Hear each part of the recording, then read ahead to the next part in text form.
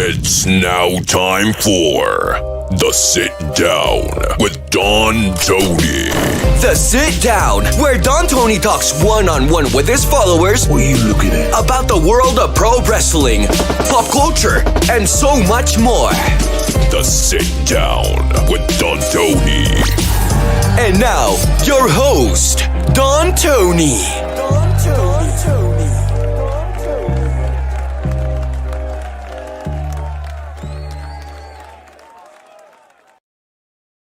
All right, happy Father's Day to everyone out there. You know, to all the dads that are still with us, shout out to everybody who's having a little bit of a difficult day because your dads are up above. I'm privileged to get another Father's Day with my dad and spent the day with him today.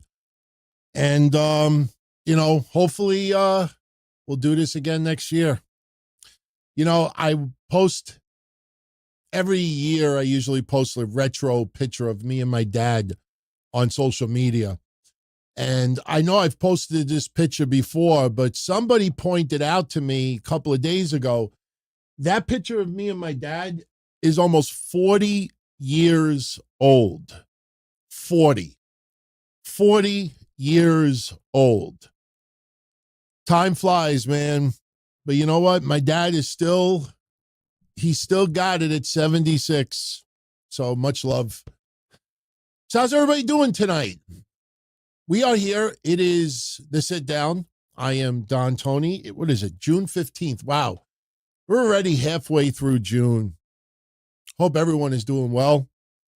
We're going to have a fun, tight little show tonight. I'm going to actually wrap it up a little earlier than usual. Got a few things that I got to take care of work-wise. So, office, everybody who works Monday to Friday, 9 to 5, tomorrow sucks. Mondays suck. But I got something that I want to share with you. Any of you out there ever watch Wrestle Crap? It's always, like people who have fucked up over the years. I got a doozy for you. I guarantee you this has never been seen on WrestleCrap before. And I will probably contribute the full clip with the audio and everything. How many of you out there ever heard of Danny Moff? Just curious if any of you out there ever heard of Danny Moff. Legend from my neck of the woods, badass motherfucker.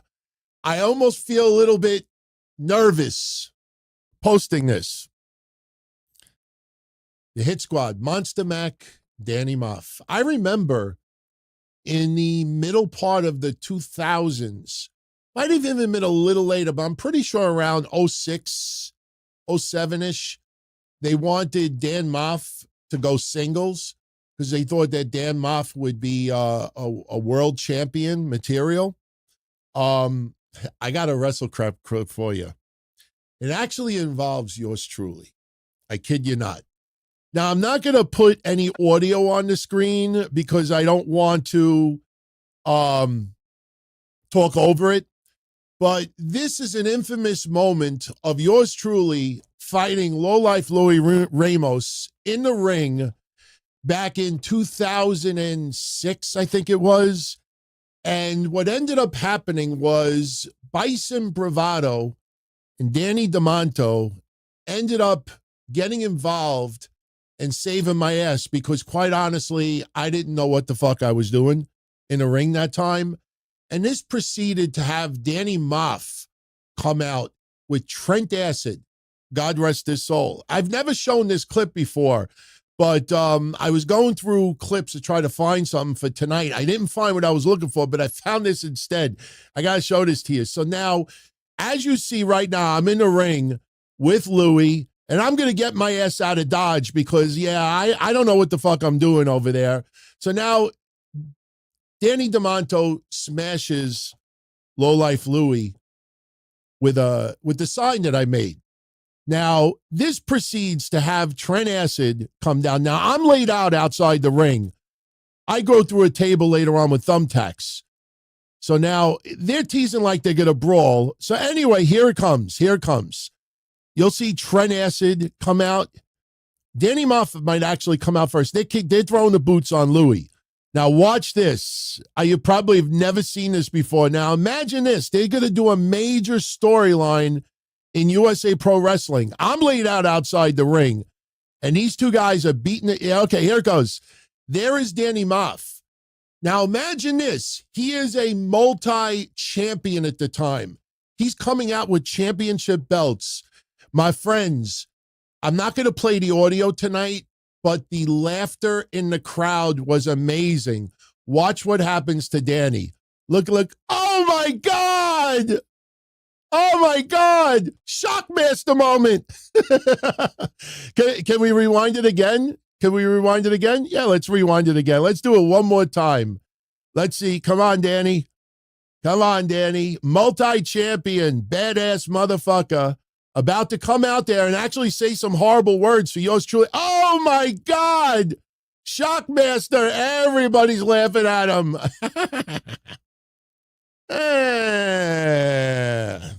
Why no audio? Because I don't feel like playing the audio right now. Because I'm commentating over it.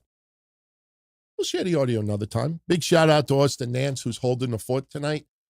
Big shout out to our channel members on YouTube, our Patreon family, everybody who is tuning in live, tuning in on the archive. We're going to have a fun little show tonight. We got a lot of wrestling stuff to get into. I know this weekend has been overshadowed by a lot of bullshit going on in the world, between the protests, between Congress people getting assassinated, between what's going on with Iran and Israel and God. So let's try to get our minds off of that bullshit for a little while. Let's talk primarily about wrestling. I mean, whatever's on your mind, we will talk about it, obviously. I see that a pair of super chats came in before I went live.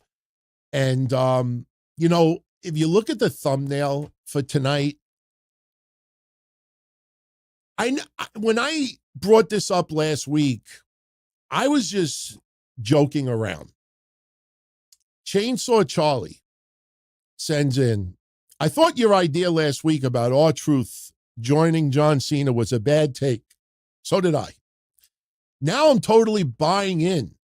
Should WWE do it and have R-Truth, Ron Killings, turn heel and join John Cena? If you look at the thumbnail for tonight's episode, what I did was I photoshopped R-Truth in place of Travis Scott. I think I did a damn good job of it. You know, listen, when we talked last Monday about Ron Killings coming back, keep in mind, Monday shows start 5 minutes after Raw goes off the air. So that is the earliest that anybody could come up with something. So when we were talking about Ron Killings returning, you know, somebody asked me to give a bad take. And I said, you know what? Have him align with John Cena, because Cena's been his idol his entire life, and replace Travis Scott with him. It was a bad take, I admit it. But now, 7 days later, thinking about it, I don't think it's a bad idea. And you know why I don't think it? Listen, it's got to be better than, with all due respect, Vince Russo trying to tell us that Jey Uso was pissed drunk Monday night on Raw. Drunk. And Gunther was visibly upset that Jey Uso was intoxicated. That was a real take. I thought it was a joke. It wasn't a joke. Listen, I said it was a bad take on Monday. I still think it's a bad take, because this whole John Cena heel turn thing is not working. John Cena turning heel would work if he stopped mingling with fans every fucking weekend at a convention. If he stopped doing Make-A-Wish for a little while. If he stopped posting these inspirational tweets online. You know, for a little while, you could just become incognito or be a dick. John Cena refuses to go along with the character outside of the ring. So nobody out there believes John Cena. They know he's acting on television, and that kind of sucks. That kind of sucks. You know, when you have a wrestler on television that's supposed to be a heel, whether it's AEW, WWE, TNA, or wherever else, you want to feel that what they're doing, they really mean it, or it's an extension of how they truly feel. You know, Drew McIntyre, fucking master of that the last 2 years. People believe every fucking thing. You know, the funny thing was, I found it. I don't have it available, but maybe next week I'll share it. When Drew McIntyre did that busted open appearance and said to the IWC, go fuck yourselves, and he stormed off. I have the video of him from Instagram literally a day later where people are putting funny hats on him and he's joking and he's goofing. I'm like, wait a minute, you just told the IWC to fuck off. Now you're on Instagram Live acting like the goof. Not criticizing Drew McIntyre, it just shows you how masterful he is at what he does. But my thinking is this. We are happy that Ron Killings is back. We are happy that his brightness is not going to be misused in AEW or run its course in TNA in about a month. That WWE is giving Ron Killings a second chance. But here's the problem, guys. Where do you go from here? Where do you go from here? You know, we love R-Truth because and listen, not everybody likes his character. Me, I enjoyed it. I know this is horrible, but I believe the R in R-Truth stood for retard because he was this lighthearted, brain dead, looking at Ciampa, hey, Triple H. You know, it was lighthearted. He was innocent, naive, good-hearted, friendly. He still is. But WWE doesn't want that anymore. They were releasing the guy. Ron, this has run its course. We've done it for too long. We want to go in a different direction. No more little Jimmy. No more joking. No more misinterpreting this person for this person. So now what do you do? What do you do? He comes out there and he raps and he does some dance moves. And then what? And then what? You think he's going to beat any major stars? You think he's going to beat Breaker? You think he's going to beat Rusev? You think he's going to beat, others? What do you do from here? He doesn't get paid $60,000 a year. He gets paid a decent amount of money. How do you use Ron Killings going forward? He's 50-something years old. So we don't know how long his contract is. Could be a year. Could be 2 years, 3 years, could be 6 months. I don't know. So my question is, how do you use Ron Killings to his potential at this time under those circumstances? The only thing that I could think of, which last week was a bad take, and I still think that it is a bad take, believe me, if I was creative, I would not do this. But I also would not have had John Cena turn heel in this way with The Rock coming out like this, and leading to nothing. Travis Scott, nothing happened from that. I mean, talk about, like just shoddy booking. So I almost feel John Cena needs someone to take his beatings. And I'm starting to think, I don't want Travis Scott on my screen anymore. What if you replace Travis Scott with R-Truth? What if Ron Killings in Saudi Arabia turns on CM Punk and aligns with John Cena because that is his childhood, lifelong idol? I know childhood, that's funny because we know their ages. So how do you make chicken shit into good smelling chicken shit?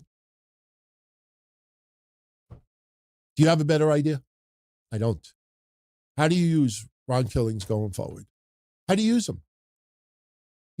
And please don't give me he should be the one to dethrone John Cena for the world championship. That is beyond moronic.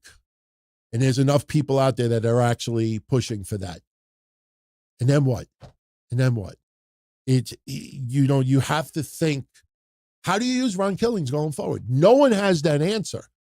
Everybody's got the feel-good emoji right now. But in creative, there's more. You can't just turn around and read hard, okay, now everything is good with the world again. Where do you go from here? So would I do it, Charlie? No, I wouldn't. But I also wouldn't have had Travis Scott and The Rock and all this other shit get involved as well. So if you're going to try to make the best of a bad situation, maybe this is the way to go. Because I don't know how you use Ron Killings in WWE Creative to get their money's worth. If he's still a babyface, does people want him to be a babyface militant? Who's he feud with? He continues to be the thorn in John Cena's side? People are already complaining, wow, they wasted John Cena at Saturday night's main event, taking on R-Truth in a 4-minute match. Do you want a lot of the remaining appearances involve R-Truth just attacking him from behind? I don't want that. Just an idea, guys. Just an idea. I would never have gone in this direction with John Cena. But they have. And it's not very good. So they brought back Ron Killings. Great. Now what do you do with him? No one seems to have that answer, if you notice. No one seems to have that answer. I'll tell you what I wouldn't do. I would not leave it up to Ron Killings. I would not leave it up to The Rock. I would not leave it up to John Cena. That is for creative to not only figure it out, but make it good. It was funny. Someone asked me the other day, Patreon, we were exchanging DMs. Someone said, what do I think is AEW's biggest problem? I thought about it. And Tony Khan is not the answer to that question. And, when I saw Mercedes Moné's latest stroking of Tony Khan's, fragile ego, talking about, how she loves AEW and AEW has been this and been that and been this, it hit me like a ton of bricks. You know what AEW's biggest problem is? And I mean this 100% sincere. And I'm going to compare it to something else. And I guarantee you, no one out there has ever used this analogy before. And I will somehow turn this into a thumbnail and bring attention to it soon. I compare it to a movie. Have you ever seen a movie out there? Professional movie, Hollywood movie. Have you ever seen a movie come out where there's no movie producers, where there's no movie writers, where there's nobody, you just have someone saying, yeah, actor, actress, yeah, I trust you. Do what you want. Imagine if you have a movie and you have an idea what you want to do and you tell the actors and the actresses, you just act it out however way you want it. Kenny Omega, yeah, you want to make it seem like you have internal bleeding? No problem. Come out there and make Invader number 2 or Invader number 3 look like kindergarten's play. This is AEW's biggest problem. When you hear, I think it was shots. No, it was, it wasn't Shotzi Blackheart. I think it was either Shotzi Blackheart or Priscilla Kelly. They said last week, I like AEW gives you more creative freedom.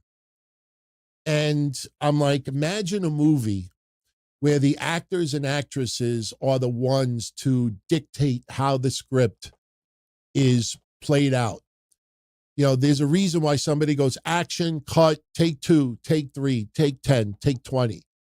You don't have the producers sitting there going, I like it. Go do it. Go do it. I trust you. You're the expert. I'll do it. I'll do it. Go do it.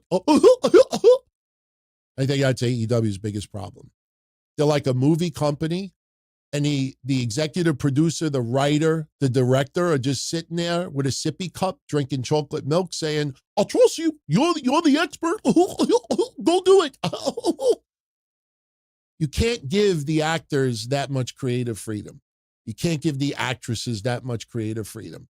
When you hear, I hear that everybody has, all this freedom. Yeah. And this is why, the company draws less than 600,000 viewers. I think that's the problem. So, okie dokie. Shout out to Austin Nance. Not only is he holding the ship, but he's celebrating 4 years and 3 months as a channel member here. I appreciate it. And for all you channel members, Havili is a channel member. He's hanging out tonight. Much love to you as well. Thank you for all your support as always.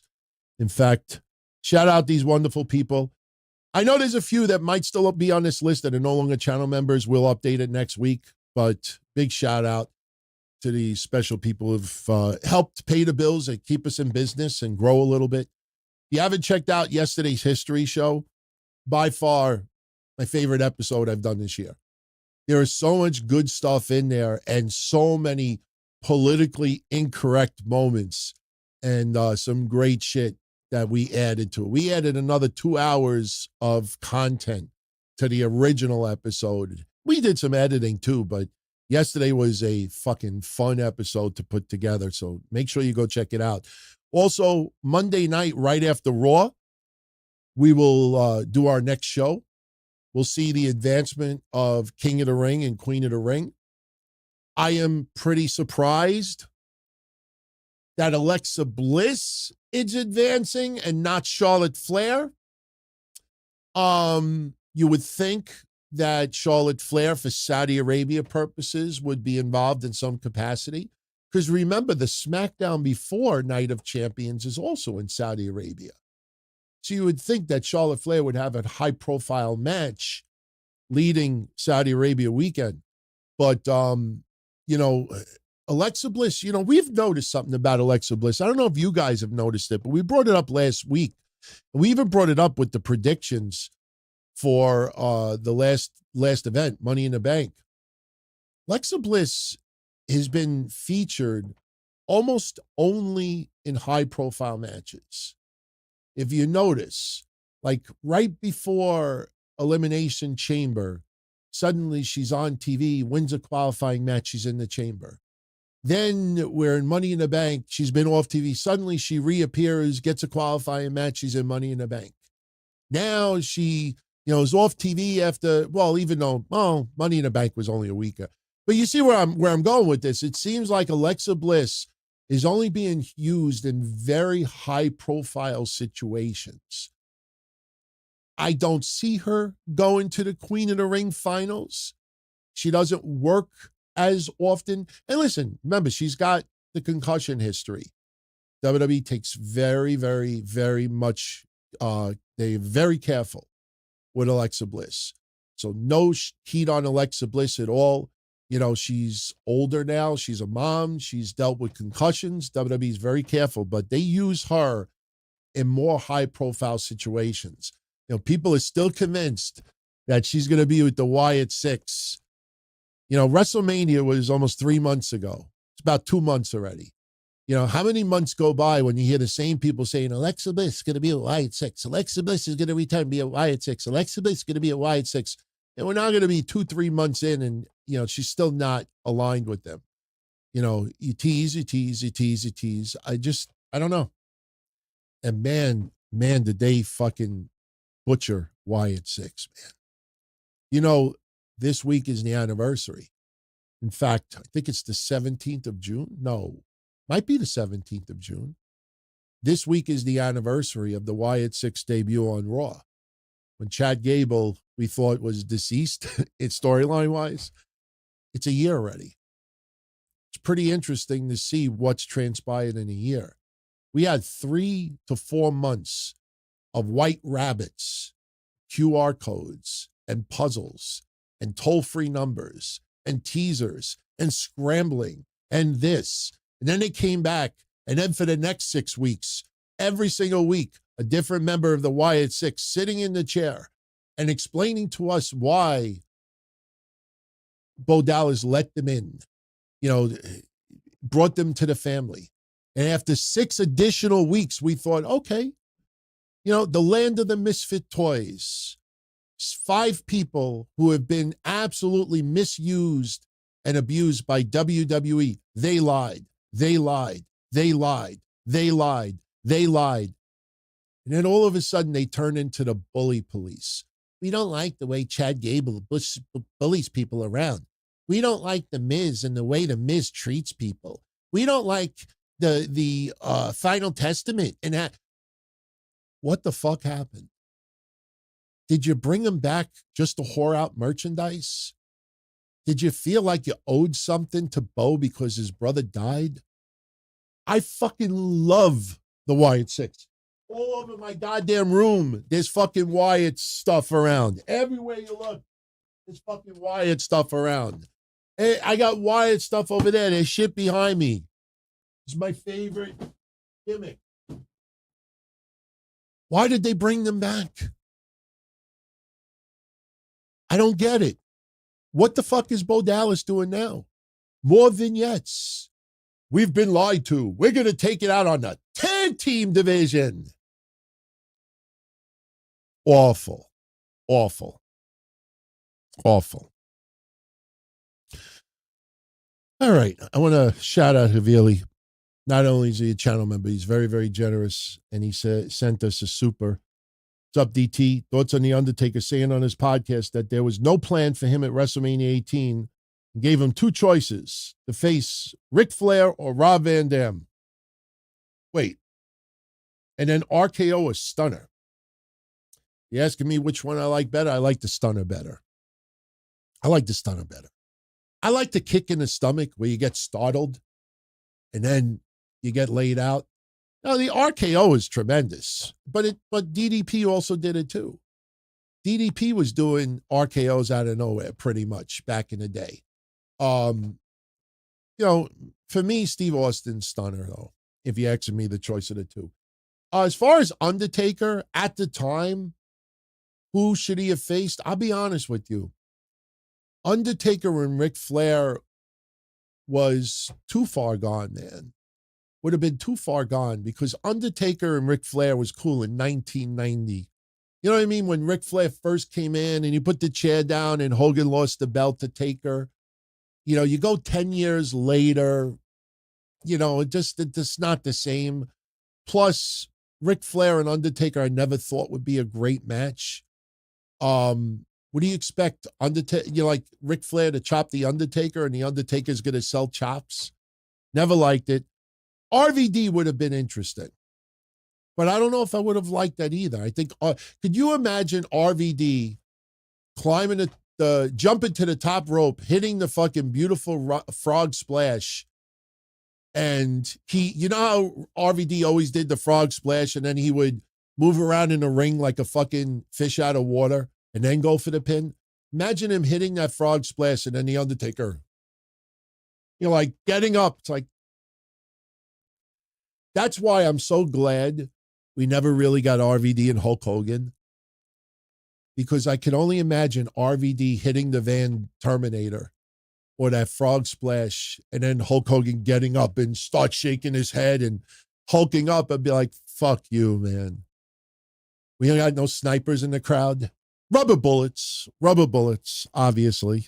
Rubber bullets. We don't want to see anybody really get hurt. Havili also asks my thoughts on Rikishi's rant about WWE taking the title off of Jay. And if Alexa wasn't injured, would I have her versus Trish? Could it happen as a tag team match, or her and Mickey and Trish and Lita at Evolution?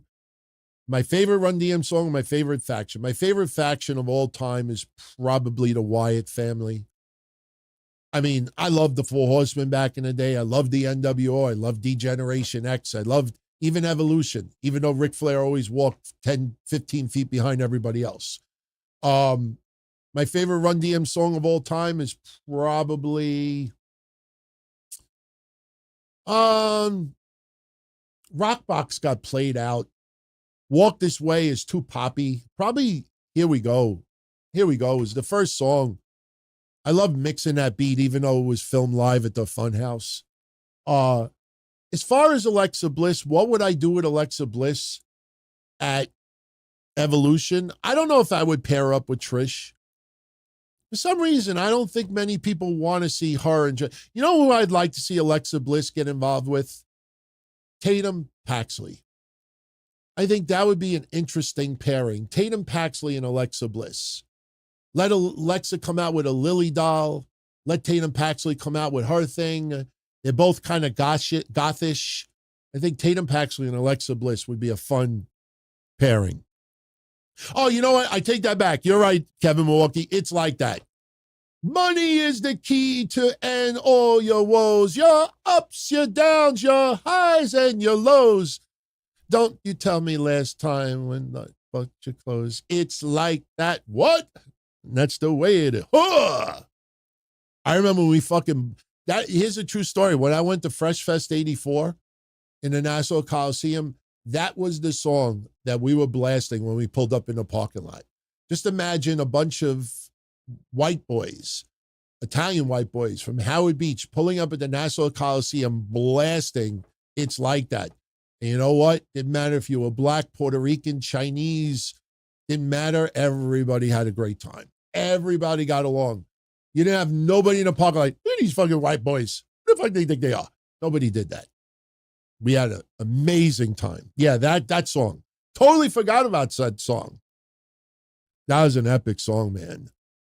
That hits hard. That hit hard back then. Those beats, that shit hit hard.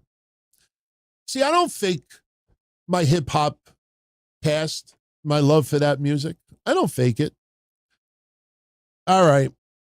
And as far as Rikishi, man, Rikishi knows the business. Rikishi knows that this was not going to be forever. He loves his son. He thinks his son is the greatest. I think some of this is gimmick. I mean, what do we expect Rikishi to say? Yeah, brother. You got Goldberg coming back, brother.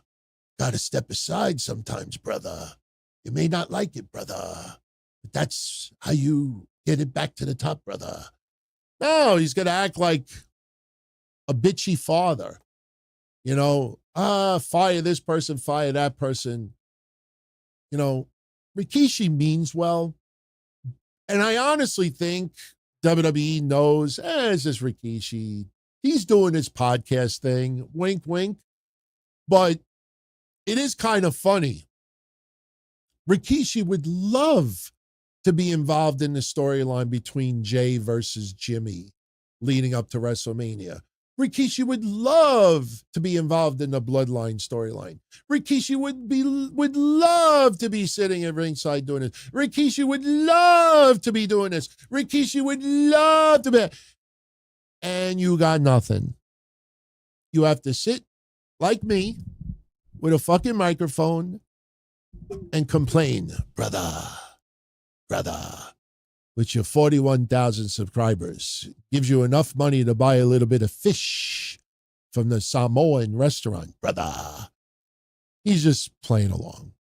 He's just showing love for his son. His son has done a great job. All right. I would be upset if I was Rikishi too. I wouldn't put too much into it.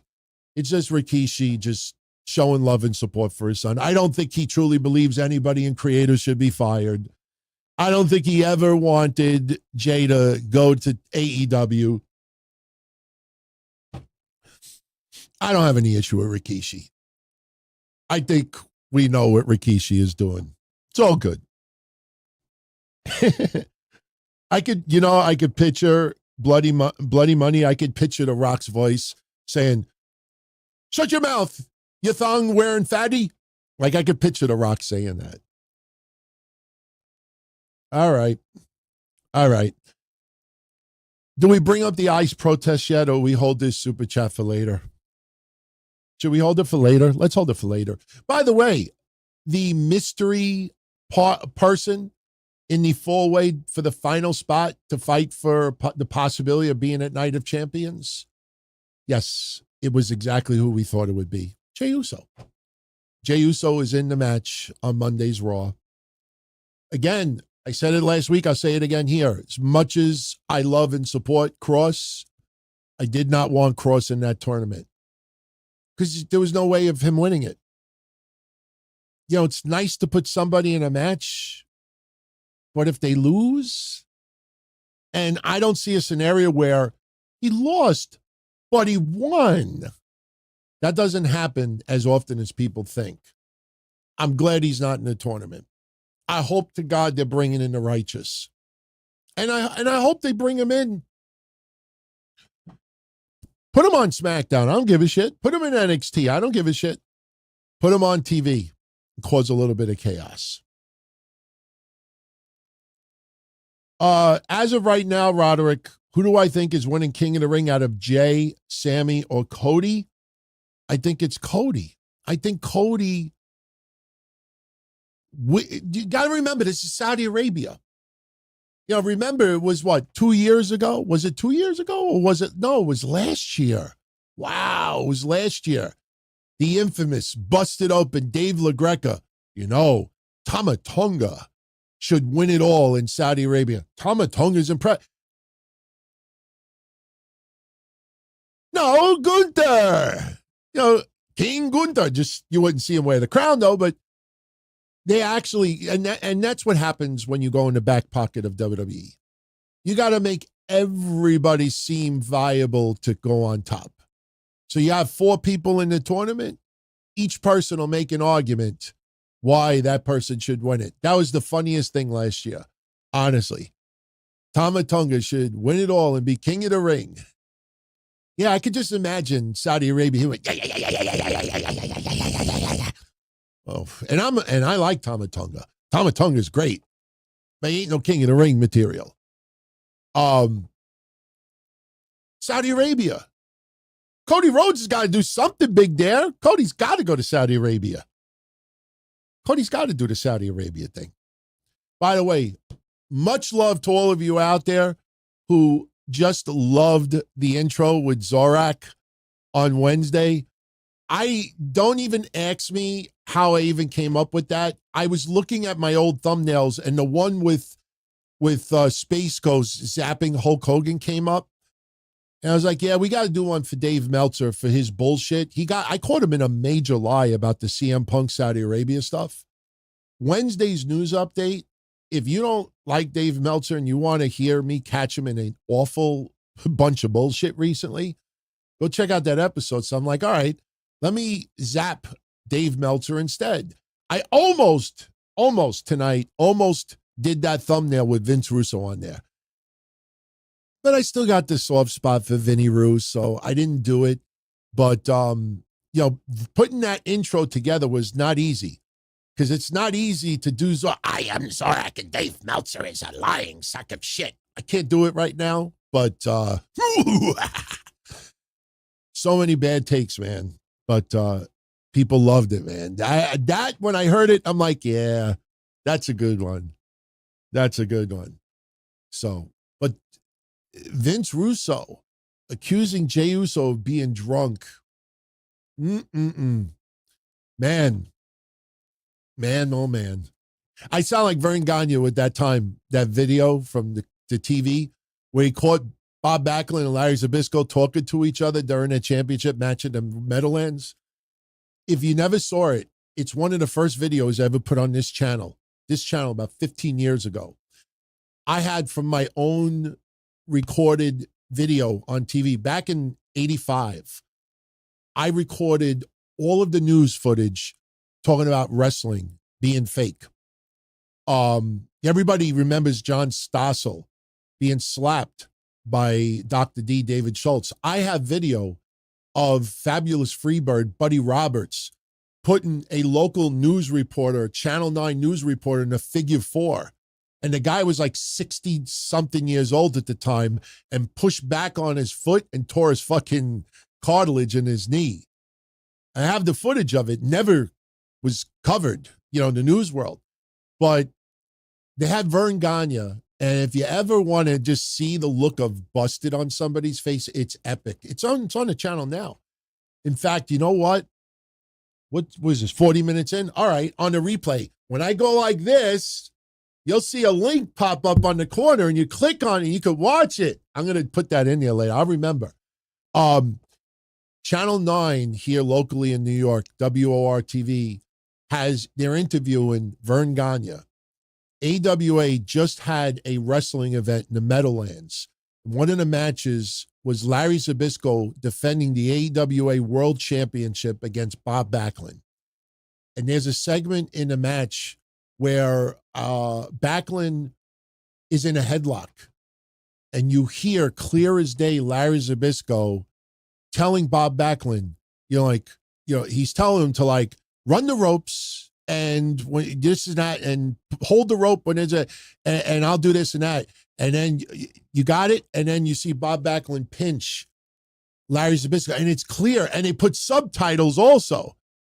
And they play it for Vern Gagne and he's sitting there and they're like, let's play it again just in case you did. And they play it again and do this and run the ropes and then hold it and then I'll do this and that. Okay. And Larry Zbyszko's just sitting there. I mean, Vern Gagne's just sitting there going, man, oh man. I'd have to ask him, what's the meaning of this? It is one of the ultimate busted looks on his face. I felt bad for him. Let me put it this way. You know how Tony Khan don't go on Busted Open anymore? Vern Gagne never went on Channel 9 ever again. It's worth the look. I promise you. It's worth the look. It's fun. It's fun. I'll put it up later on. All right. I'll mention it quickly. Tommy D. My thoughts on the ICE protests and what's going on in California. A lot of disruptors. A lot of people who just want a reason to cause damage. A lot of people who hate our country. There's a lot of people who hate this president. There's a lot of people who don't give a shit that just want a reason to fucking do shit. People looting and stuff not everybody, but here's my take. I'll keep it very, very simple. I saw the mayor, Bass.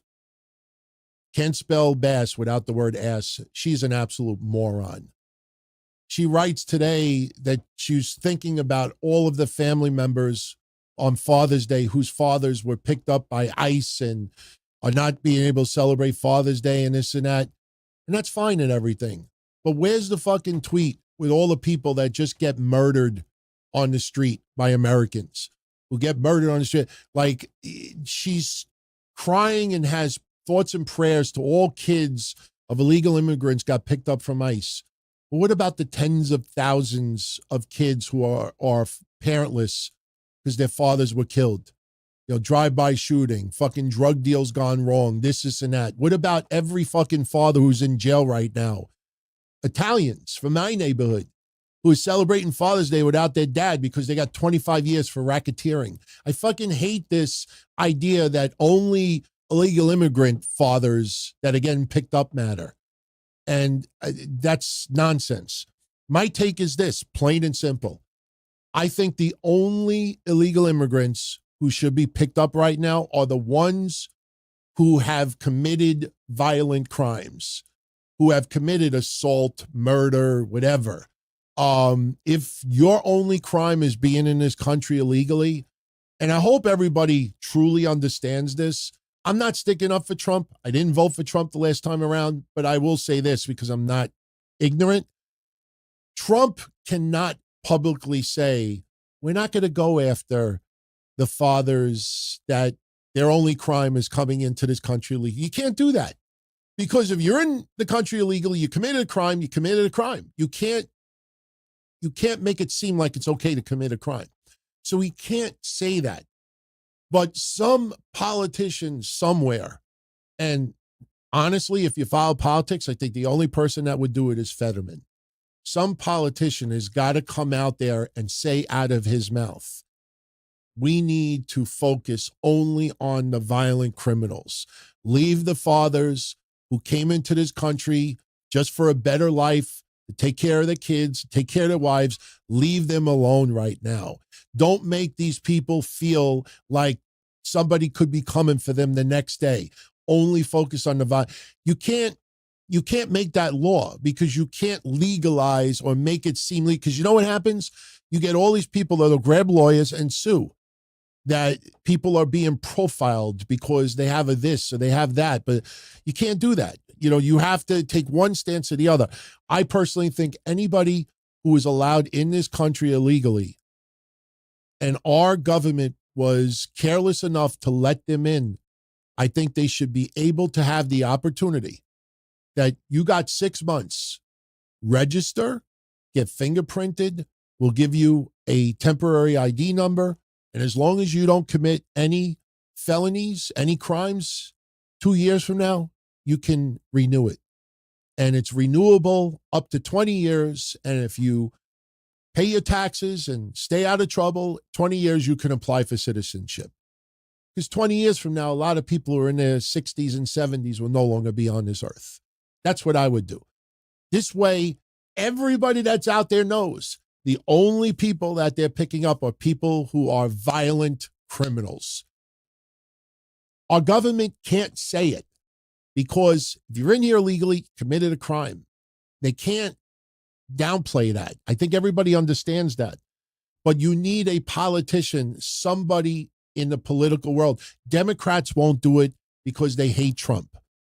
If they go, look what happened in Minnesota. You know, isn't the fact is that woman that got assassinated yesterday with a husband, that she was going to vote with Republicans for an anti-abortion bill, something like that? Yeah. And the guy they're still looking for had the No Kings flyers in his car. You know, he thought he was a Mangione. He thought that, and this is what happens when you make someone like Mangione into a celebrity. People start thinking they're doing for the betterment of this country.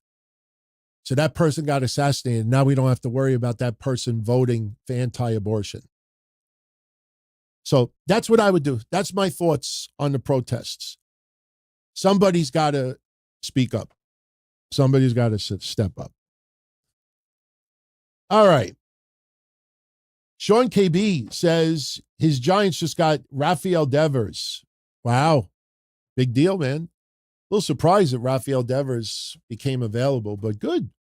Good. Giants, you know, doing good. I can't believe the Mets just got swept from the Rays, but, you know, listen, in this day and age with baseball, trade deadline. Trade deadline. That's it. As long as you can get yourself to the playoffs and not the one-game deal, get yourself to the playoffs. And as long as you're playoff contenders, you get to the trading deadline, get 1 or 2 additional players, put you over the top, that's it. So, all right. Havili sends another 20 in. He means Vince gave him 2 choices to face Flair or RVD. And Alexa was supposed to face Trish at the first Evolution, but WWE changed it to a tag match, and she got replaced by Alicia Fox. Well, the first Evolution, you know, that was several years ago, and Alexa Bliss is a much different person now than she was back then. Alexa Bliss at that time, you know, plus her character was different. So again, I'm talking about this Evolution. I don't think anybody really wants to see Trish versus Alexa. I think it would be a fun match, but I'd like to see Alexa Bliss, Tatum Paxley do something. And Vince giving Undertaker 2 choices, Flair, RVD.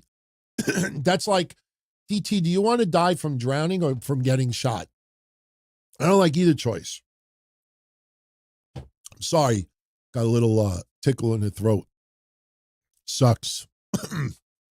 But I appreciate that. But the first Evolution, the first Evolution was fine. It got overshadowed because of Ronda Rousey and Nikki Bella. By the way, now we have to deal with Nikki Bella for the next couple of weeks. And I'm not saying this to be a jerk, but her saying this is just the beginning, I promise you, I will bet you, anyone who wants to have a friendly wager, and I will do something really moronically stupid on this show if I lose the bet, Nikki Bella will not be on our TV 2 months from now. Once Evolution comes and goes, Triple H will be like, oh, we don't have to worry about that for a couple of more years. People forget. I don't forget because I do the history show, but Triple H for a couple of years in a row, why should we do an all women's only show? Like he was basically saying, like, if we do an all should we do an all only men show? He's been quoted for 2 or 3 years in a row that he was not in favor of an all women's pay-per-view because he feels that everybody should be put out there based on merit, not because of this or that.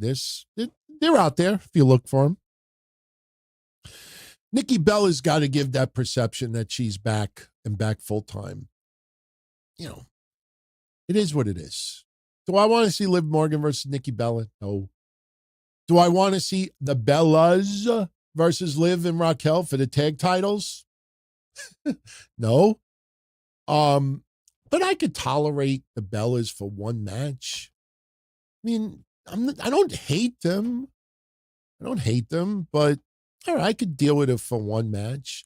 But we should also remember this. Evolution is going to have about 30 women on the card, maybe a few more. So are we only going to get Nikki Bella and Liv Morgan and maybe Brie back on TV, just commingling? We need to start having like a lot more happen on television. So, okay, it's nice to see Nikki back, but she should not be the focus of Evolution 2. The focus of Evolution 2 should be the current women, the women of tomorrow, the women of today, not the women from yesteryear, not the woman that this week is the 3-year anniversary or 4-year anniversary that Nikki Bella announced she was retired. Oh, and by the way, TMZ, I got a cyst on my brain. It's not cancerous, but I still have to make it major because every cut and paste website will say Nikki Bella has a cyst on her brain. And then you click on it. Oh, no, it's benign.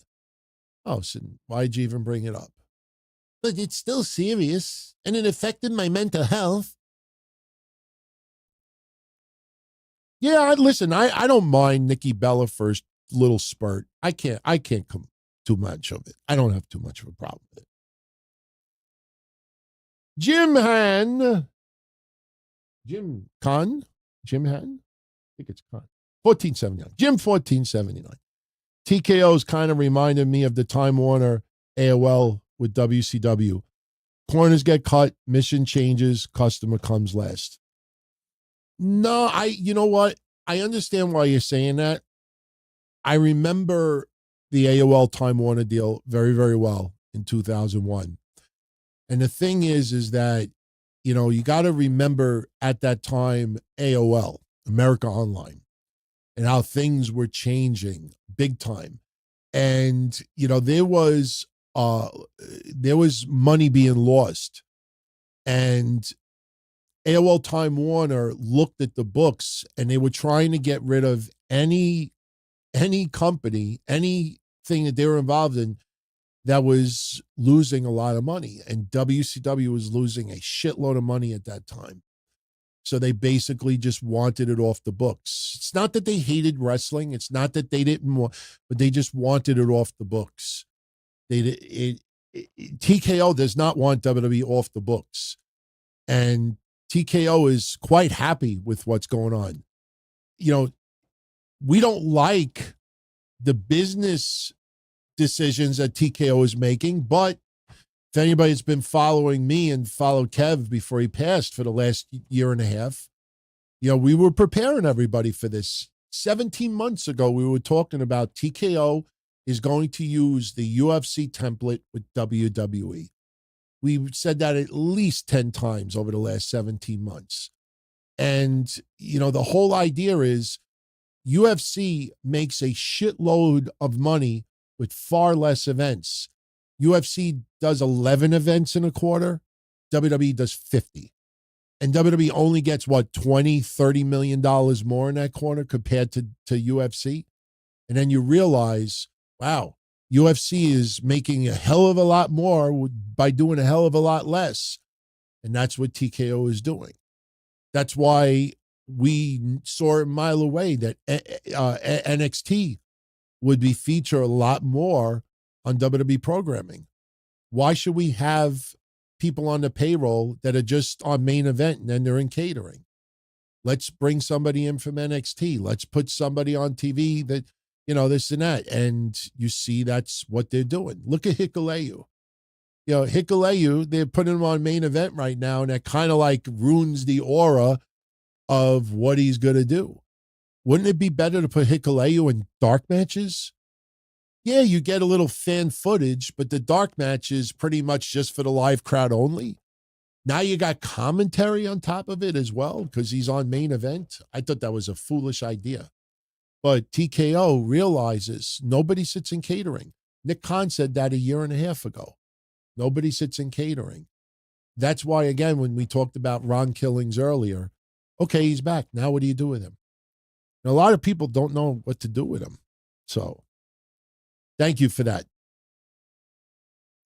Havili with another 20 spot. Do I consider Die Hard, especially the first one, a Christmas movie? As a pizza lover, do I put pineapple on pizza? Favorite Stallone character, Rocky or Rambo? What was my opinion on Jersey Shore when it first came out? Well, these are easy. To me, Die Hard is not a Christmas movie. It was basically criminals that were causing chaos around Christmas time. Just because something happens around Christmas, to me, doesn't make it a Christmas movie. I feel Gremlins is more of like a holiday movie than that. I do not put pineapple on pizza. I don't like pineapple. Never was a fan of pineapple. Stallone, my favorite character he's done is Rocky. It's not even close. Rambo was fine, but Rambo got a little bit cheesy after a little while. And I hated Jersey Shore when it first came out. I don't think I have any pictures on standby. Do I have any pictures on standby? I actually may have a picture on standby. But yeah, let me show you all something. This will take me literally 2 seconds. Where's my personal photos? I got them right here. Don't worry. Yeah, here they are. Where's my Jersey Shore? Yeah, here's my Jersey Shore. This is me in 1991. That is me in 1991 with my two-tone Buick Regal with the LeBras on the front. That is me wearing the wife beater shirt.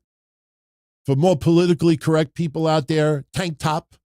There's my acid wash jeans, my deck sneakers, and my hair greased back and the shades. With the fuzzy dice on the, we were doing Jersey Shore years before those fuck-ups were on television. And half the shit is fake. Half the shit is fake. When they did Growing Up Gotti, I've told this story before. My friend Joey cut a lot of the members of the Gotti's family. Victoria Gotti went to my first wedding in 1999 that I had annulled a couple of months later. Thank you for the card. When Growing Up Gotti was a TV show, my friend Joey would cut a lot of the family members' hair. And the kids used to say that they hated the show because a lot of the shit they did was fake. They had to lie about this, exaggerate about this, like it's just over-the-top fake. Just like a lot of those cooking shows. People say to me, like, what do you think about Bar Rescue? I'm like, I hope the guy dies in a fire. Not literally, but, like a fake fire. Everything on that show's fake. I saw the episode with Naomi and Sasha Banks on it. It's fake. They're all fake. They're all exaggerated for TV purposes. Jersey Shore, a lot of it was fake. A lot of it was exaggerated. I don't like any of the members. I don't care about them. I don't want to see anybody get hurt. I never liked Jersey Shore. We'll never like Jersey Shore. So Was never a fan. Never a fan.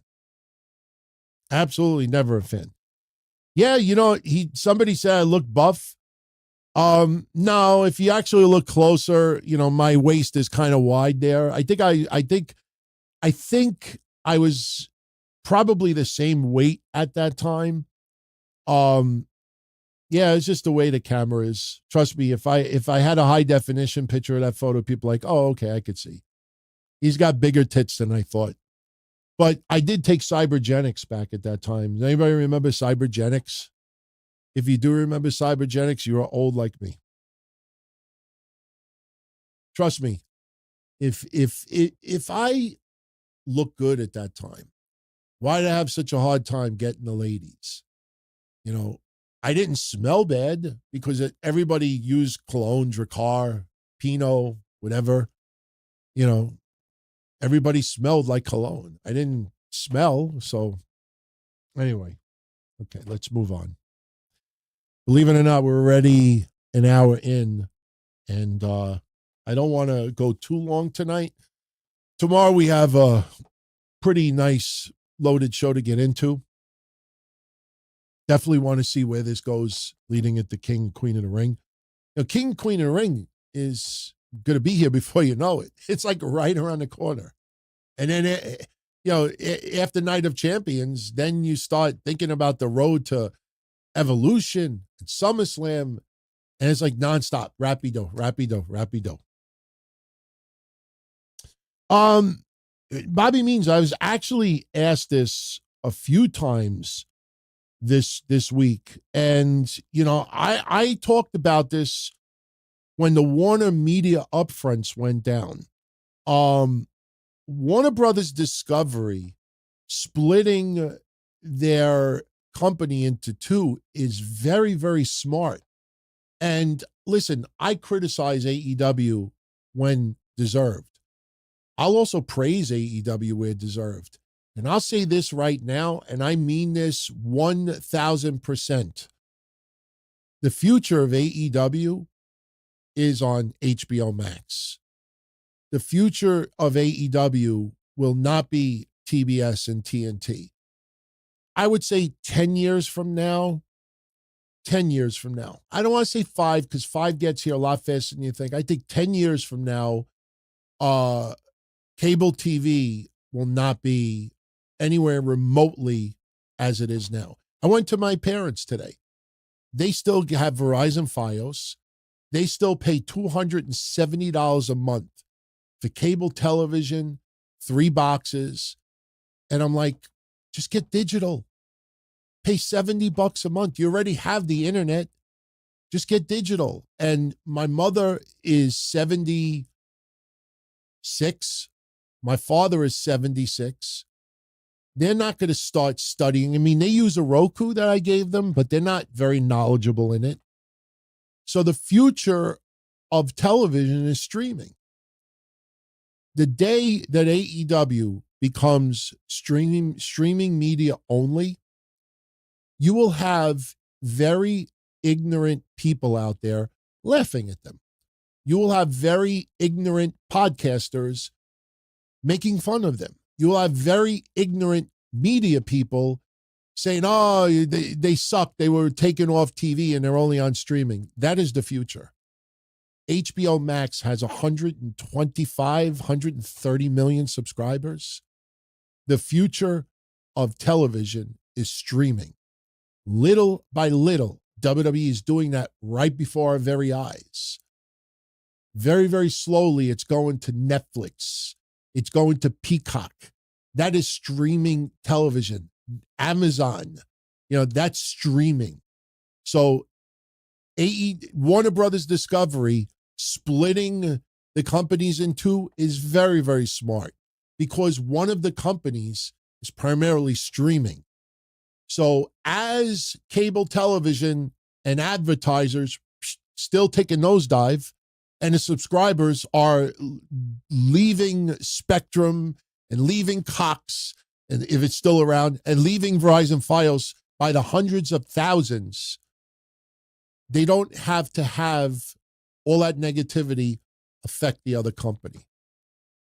The only thing that's interesting is, from what I understand, I haven't done a lot of research on it because nobody pays me to do that kind of research, but I'm pretty sure David Zaslav is not going to be the executive on the streaming side. That is very, very interesting. They could always change that down the line.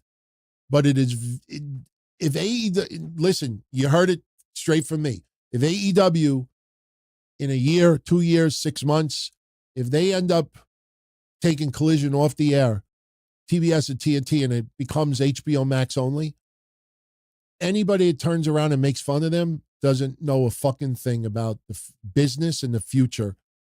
That, to me, it's a plus. You know who will hate that? WrestleNomics, who won't be able to figure out what the ratings are anymore.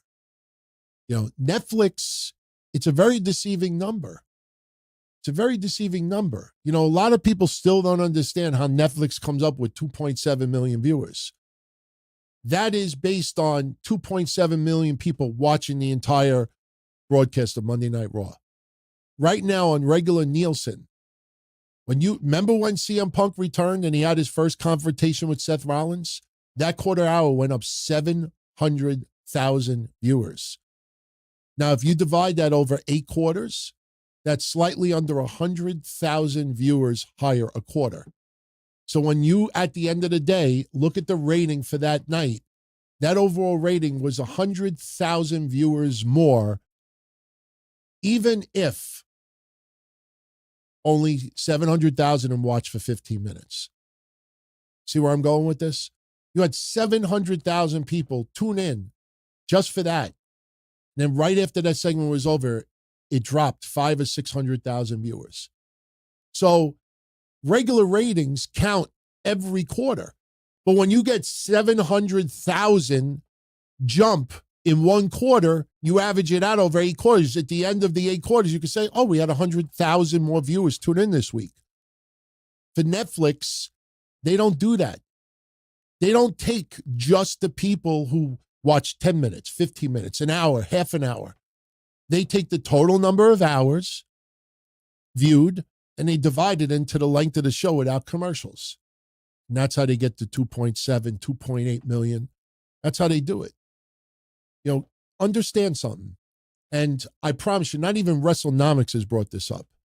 You've heard people, including me, say, wow, the total viewers are down almost 50% since their debut on January 4th. January 4th, they have 5 million viewers. Well, how long was the January 4th episode? 3 hours? So obviously the show being 3 hours instead of 2.5, that means 30 minutes more programming.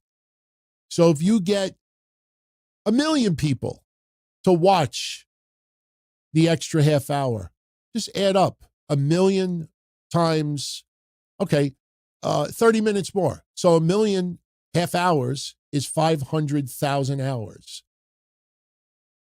So you have 500,000 hours more if 1 million people watch that extra half hour. So when you hear someone say they've lost half their viewers since January 4th, that is not exactly true because January 4th show is a hell of a lot longer. If Raw next week is only an hour and 2.7 million people tune in and they watch the entire hour, then the rating would be 2.7 million viewers.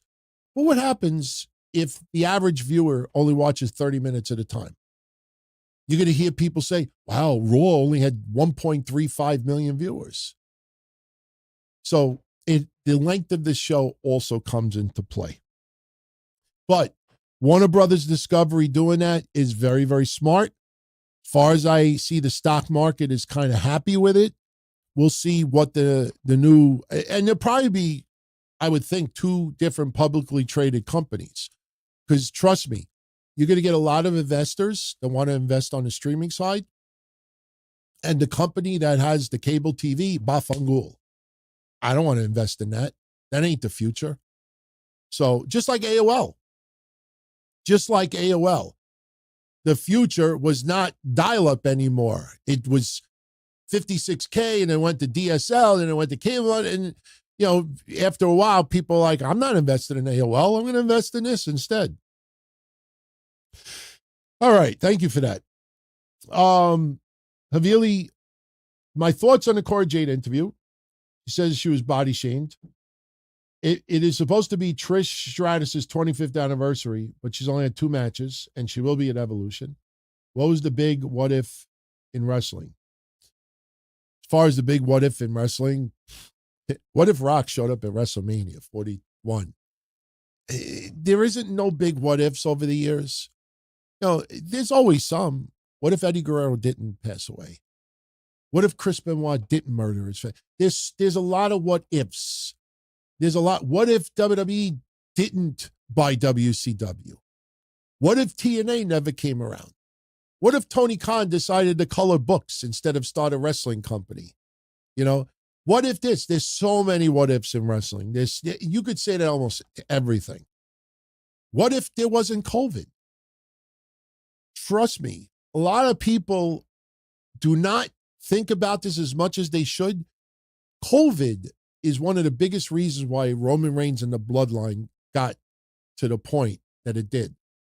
Because they didn't have to worry about the fans doing what chants when he cut a promo. It was Thunderdome. Trust me, I was in Thunderdome 12, 13 times. And I don't recall us sitting at home going, what? Because they disconnect you from the show. What happened to my feed? But when you're in Thunderdome, there ain't no live fans to troll you. There's no live fans to try to sabotage your stuff. You don't have to worry about people doing random chants. Oh, you could dictate anything you want. You could it helped Roman Reigns, cleared his mind. Roman Reigns did a spectacular job. COVID actually helped that. There's so many what ifs. As far as Cora Jade being body shamed, listen, here's my honest take, and I'm not trying to be a jerk when I say this. Do you have any idea how many times in my lifetime I've been body shamed? When I was a teenager and my Uncle Joe calling me Baby Huey the Whale, my friends calling me the Michelin Man, some people saying I got neck fat, people saying I have more chins in a Chinese restaurant. Why in this day and age do people get so fucking triggered over it? People made fun of me. All right, fine. Look, I still got a lot of gabagol. It is what it is. People will always, and I think you all realize this, people will always find something wrong with you. People are jealous. People were extremely jealous of Cora Jade. There's a lot of haters out there. There's a lot of jealous people out there. They'll always find something. Why do you think women become anorexic? Because they get made fun of and they look in the mirror and they see an ugly person. They see someone, I'm too fat. And then meanwhile, they don't have an ounce of fat on them. And they just get skinnier and skinnier and skinnier. It's not enough. She was body shamed, but I think a majority of people out there have been body shamed. You have to sometimes say, you know what? Fuck you. Ignore those people. Turn them off. Do not give them the satisfaction. Do not, act like they're irrelevant. And those people will go away. That's my answer to Cora Jade. That's my answer. She got body shamed. I don't know how, but she did. And those were obviously very jealous haters. And unfortunately, what I say will not matter. But for any of you out there, anybody makes fun of you on social media, they make fun of the way you look, they make fun of your body, they make fun of, just anything. Just turn those people off. Don't even give them the satisfaction. Just put them on mute, put them on block. Just move on. Maybe for a split second, you think about it and they're like, look, I get it. Somebody tweeted some awful shit to me the other day about me and Kevin. And I blocked him within 30 seconds. And I guarantee you somewhere, wherever that guy lived, he probably was laughing. He's like, he fucking blocked me already, that pussy. But you know what? Right after that, that's it. I moved on. I don't think about it no more. So just ignore those people, man. Ignore them.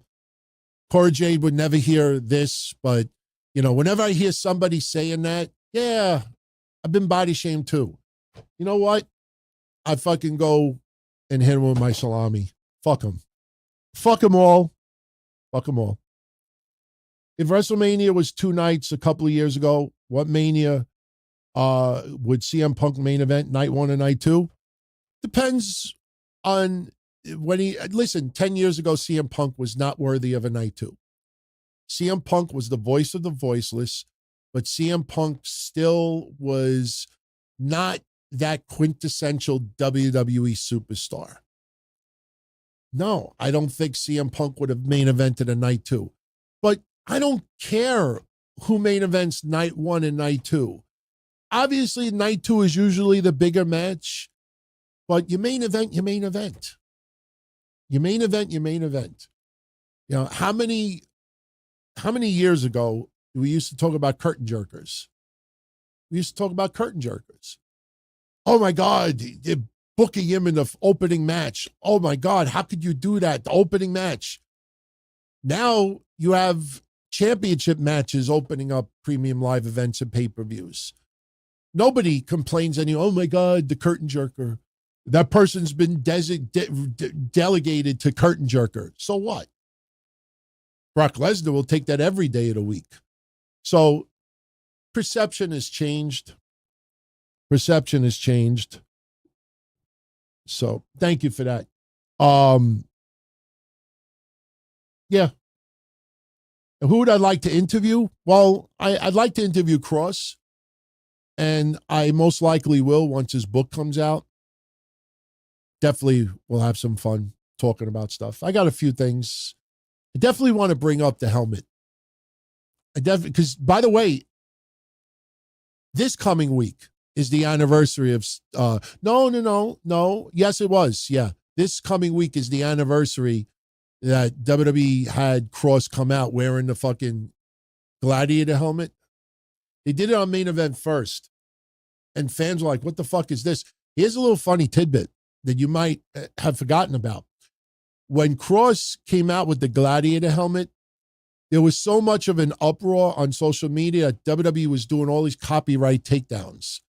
Everybody always goes after AEW for taking things down, but WWE was doing it hot and heavy a couple of years ago. You'd be surprised. They were going after everybody. Go try to find that footage online and get back to me and let me know how that worked out. Do you have any idea how hard it was for me to find, like, even Ricky Starks' AEW debut for this week's show? It was unbelievable how many clips that were taken down. I was shocked by it. Totally blown away. Kevon Lewis just heard an old Minority Report episode where Chris Cass spent 40 minutes calling me a liar. When was the last time I talked to the other hosts? I have not talked to Joey since probably 2007. I haven't talked to him. Smoked Out, I actually worked an indie show with him in 2009, and I talked to him in 2010. I hope he's doing well. Smoked Out, never had any issues with him. Really, really cool guy. Great wrestler. His work in CZW was very underappreciated. He worked in CZW for a while. Black Moses, when he left with Joey, I never talked to him ever again. Dave the Genetic Freak, never talked to him outside of the shows. And who's the other guy? Oh my God, who's that other guy? Raccoon Head. The hell was his name? The one that was, a couple of chromosomes short of a human being. I can't remember his name right now. Someone in the chat room will remember. Listen, I hope they're all doing well. I'll tell you this much. Jobber Joe, that's who it was. I'll tell you this much, and I mean this sincerely. I'm a little surprised that not one of them reached out when Kev passed.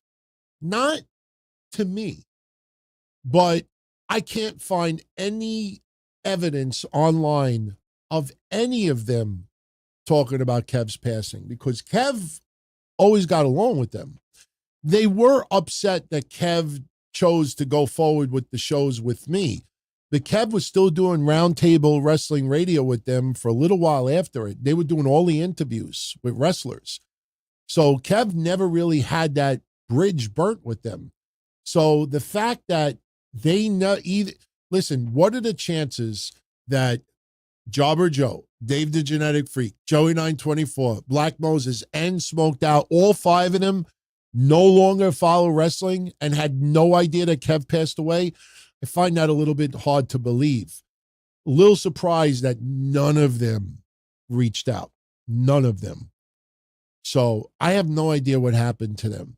I mean, I can do some investigating because I do know a couple of their real life names and I do have their old addresses, and I could probably do a couple of skip tracing and find out, if anything happened to them. But, and then what? Remember I did that with Perry Saturn and look what it uncovered. People thought Perry Saturn died years ago. And not only did I uncover the truth about him being shot, but next thing I know, his ex-wife is going after me, threatening to sue me. I better reveal his whereabouts. They're trying to go after him for alimony and all this other stuff. When he didn't show up at John Cronus's funeral, there was a lot of crazy shit at that time. Remember, I'm not saying this for credit, but I'm the one that originally wrote the article that Perry Saturn no-sold bullets. You go and look at the original story. I was the author. I'm the one that made that phrase. And then when, and how it all started, there was a rumor that Perry Saturn died. This is how it happened. Mass Maniac was still doing wrestling shows. Mass Maniac wanted to use Perry Saturn. Mass Maniac had Perry Saturn on a card, and he no-showed. We called up Perry Saturn. We had Perry Saturn on the hotline, and he said he got shot stopping 2 or 3 guys sexually assaulting a woman in a car. And he was pulling them off of her. Next thing you know, pop, pop, pop, pop, pop. He felt burns on his neck. And he went to the hospital, and he was shot a couple of times right on the show. And if you do a Wayback Machine, you will see that we were advertising his first match back in wrestling. And when I found him, all of a sudden, I get a copy of his divorce report just from skip tracing.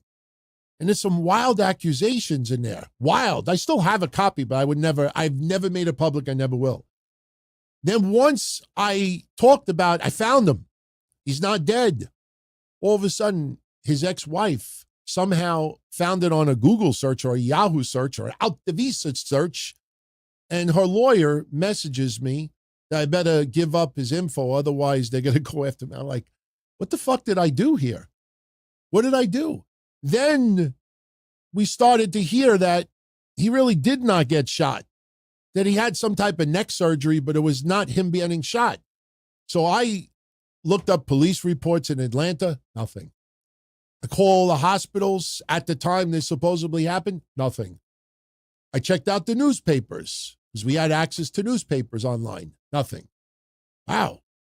Nobody covered this wrestling hero, former WWE, WCW, ECW superstar, saves a woman from being sexually assaulted by 2-3 men who shot him multiple times. No news covered it. No hospitals treated him. The only thing I didn't do was call the mob and say, hey, do you know if maybe, Joey Scissors, maybe he did the surgery in a basement. He didn't want nobody to know. So I'm the one that originally said that, okay, I think he was full of shit. And that ended up on the U shoot. And his answer was, Who's Anthony de Blasi? That's what everybody does. When you catch somebody in something and they're like, who is this person? Yeah, exactly. When your first reaction is, who is this person? If somebody says, hey, DT, so-and-so says that you really didn't do this, that you're a liar, that you really didn't. You know what the first words out of my mouth? Fuck you. What the fuck you talking about? Does this look like I'm lying? No, the first, who are you? Who is Anthony? That's when I knew, okay, something happened, but, you know, being the superhero, saving someone, and I believe that story changed. Listen, the bottom line is, and I want to make this perfectly clear, the bottom line is that Perry Saturn is still alive.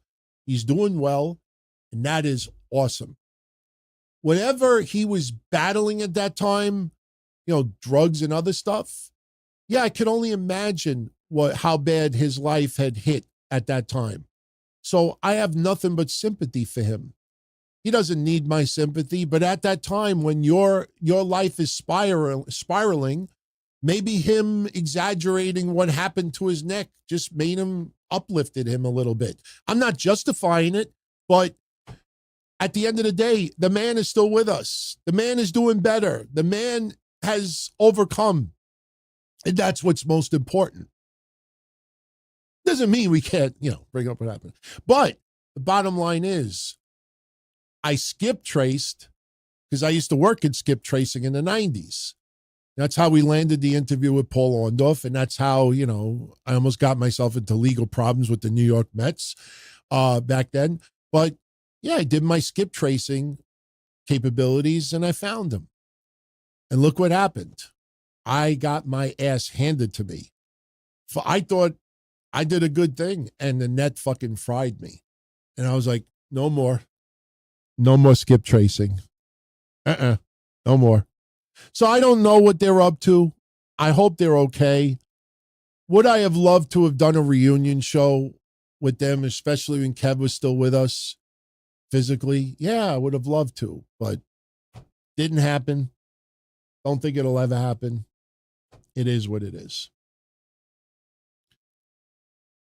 Yeah, I miss TV Tracks too. I hope he's okay. I truly think TV Tracks may no longer be a wrestling fan at minimum. When Adpocalypse happened, that was it. That was it. The man, that was his livelihood. That's how he made his money.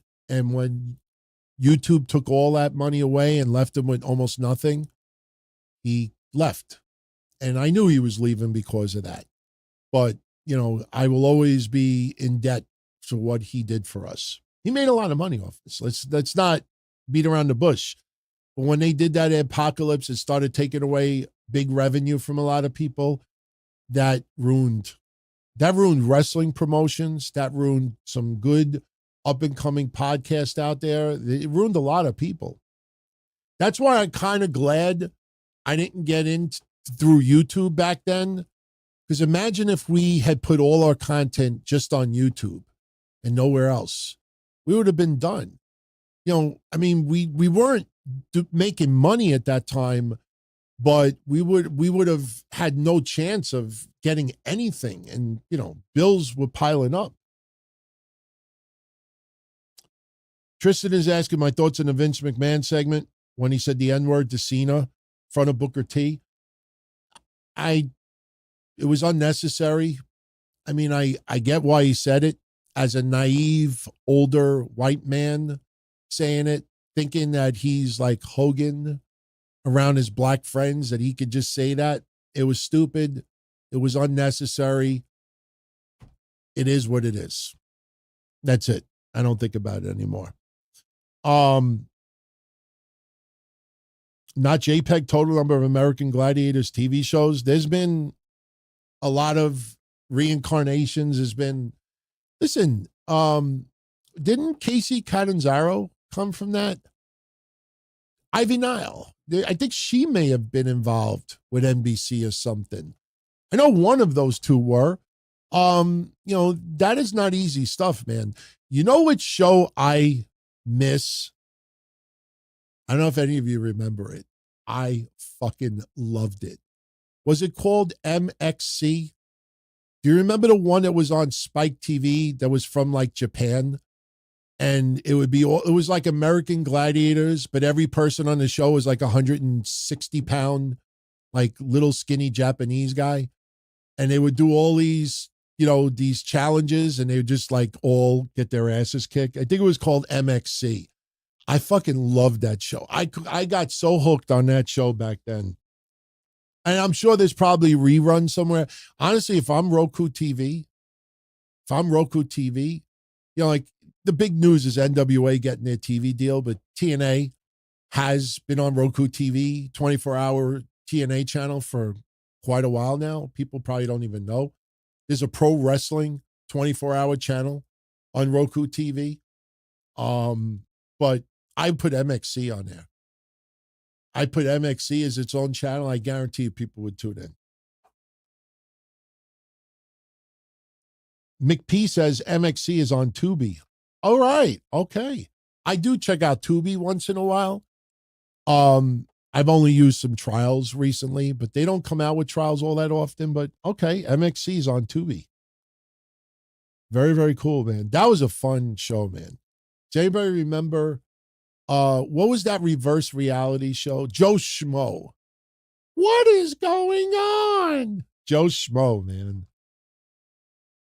They had some good shit back in the day. Spike TV was a fun channel back then, man. Roderick Howard, my thoughts on Chris Nowinski being inducted into any wrestling Hall of Fame if he's interested for his continued work with concussions and making wrestlers more conscious of head safety. I would put him in. I absolutely would put Chris Nowinski in. He's definitely, he's not solely for doing it. I mean, there's a lot of professionals around him, but Chris Nowinski definitely is the name that is associated with concussion research more than anybody in wrestling. I absolutely would put Chris Nowinski in. I mean, that would never be Warrior Award material because I don't think WWE would ever want to put in someone in the Hall of Fame and their claim to fame is researching concussions, because quite honestly, there's still some wrestling moves that many people feel gives you a risk for concussions. I remember all the crazy shit people used to say when Chris Benoit used to do the flying headbutt. And Chad Gable does it. A few other people do it. Not saying that they're hurting their heads, but there's still moves that you look at it and you're like, oof, do you really even need to do that? That's why I think people got so upset with Kyle Fletcher and Adam Cole recently. Even though Adam Cole's head missed the apron, like, all right, what was the good what's the best scenario? Oh, well, his shoulders would have hit the edge of the padding and, his arm would have taken the absorbed. I'm like, is that even necessary? Like, why even do that? There's a million other ways to be creative where if you just off even a little bit, somebody's neck could turn into fucking a bunch of little Legos. So, yeah, I would put Nowinski in. Absolutely. I'm a lifetime Cauliflower Alley Club member. And if I ever had voting capabilities and Nowinski was eligible, I'd put him in. Observer News Eye is still part of, listen, even though we've held Dave Meltzer accountable for some of his shit the last couple of years, doesn't mean I don't support him still. I just wish Dave Meltzer would just start advertising himself more as an analyst instead of a reporter. He could keep reporter, but he should, if he added analyst to his stuff and stressed that, he could give opinions. With the CM Punk stuff that I brought up Wednesday, it was so obvious how bad of a lie we caught him in. And if he would have simply just gave analysis and said, if I'm WWE, I wouldn't let the cat out of the bag and have Cena and CM Punk, tease it in Saudi Arabia. Yeah, because but if you just analyze it instead of reporting as news, it would look so much different, man. So much different. Okay.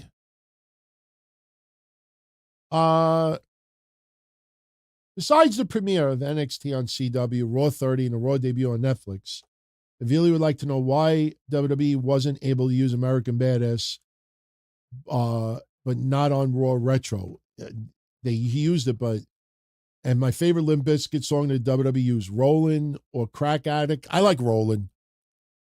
Because I still remember when Undertaker used to come out with the motorcycle and everybody used to go nuts.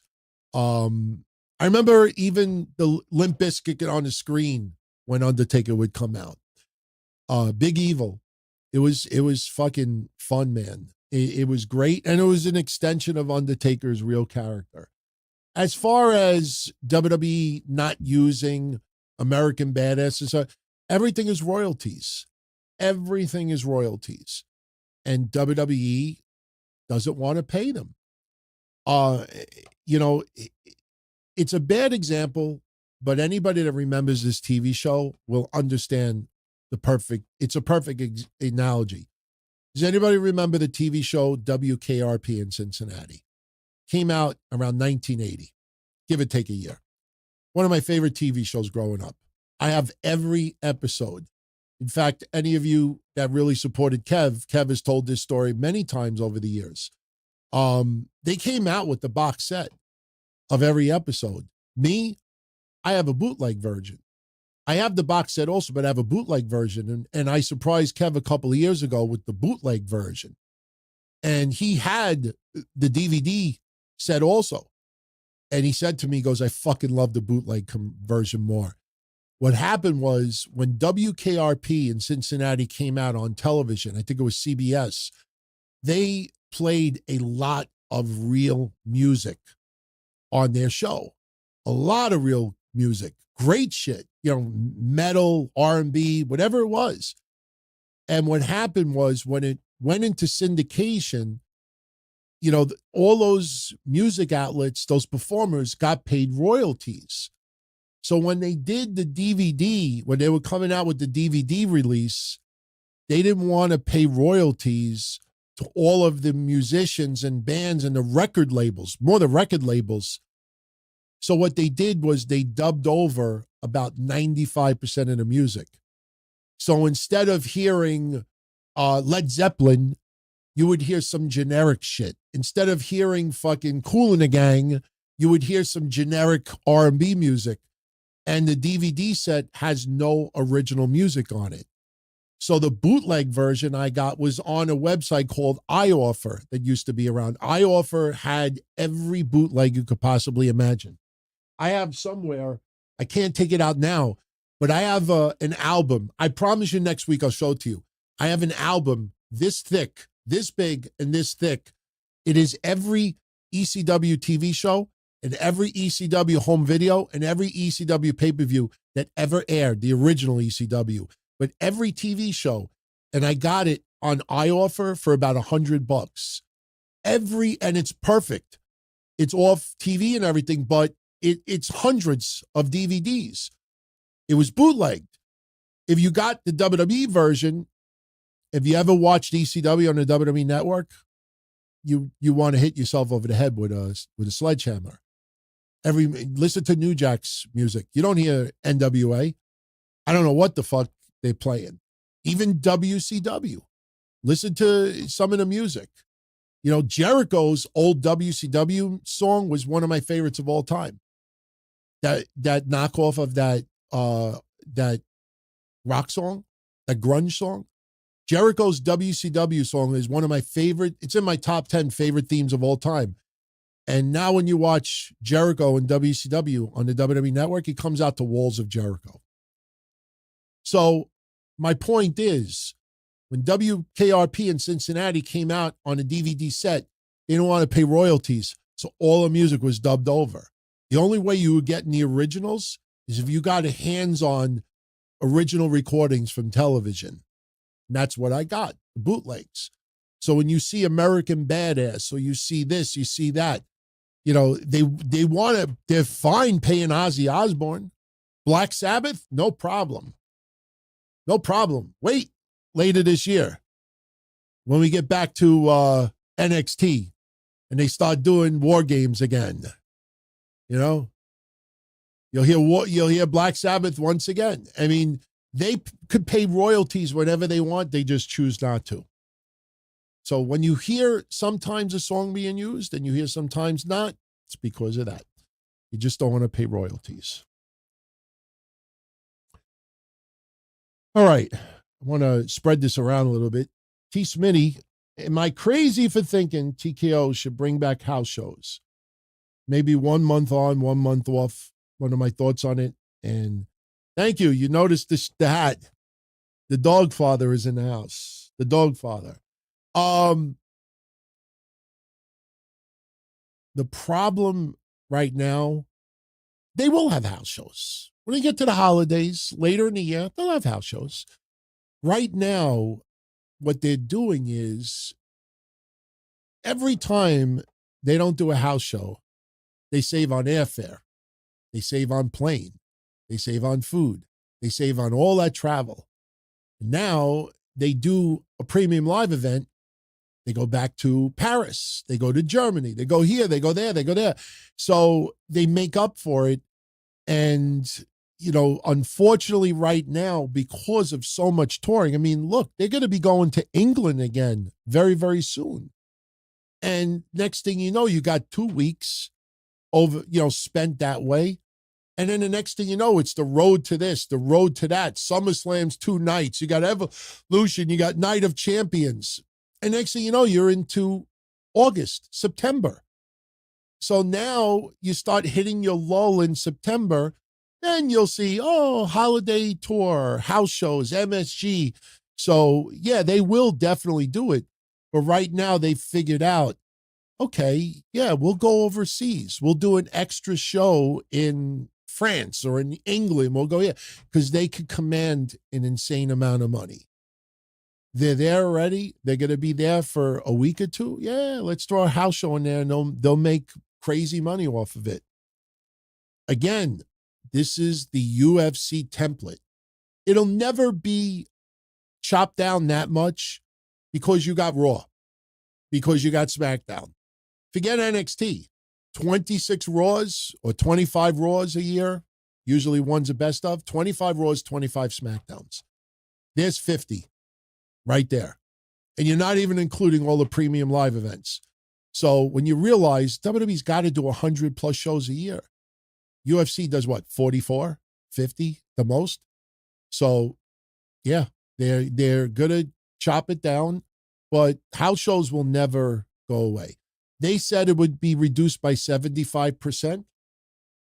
Yeah, I believe that, but there will be. And listen, it's going to get to a point where house shows have to come back and the prices are going to have to go down. Right now, again, when I hear people say, this is what I saw the other day. Oh, nobody called out Triple H on the Money in the Bank post-conference media scrum over the ticket prices. Imagine saying that to Taylor Swift. Imagine saying that for the NBA Finals. NBA Finals. You want to sit ringside, courtside? $70,000. Pat McAfee's like, fuck you. I ain't spending that money. You fucking cheap bastard. You're worth $500 million.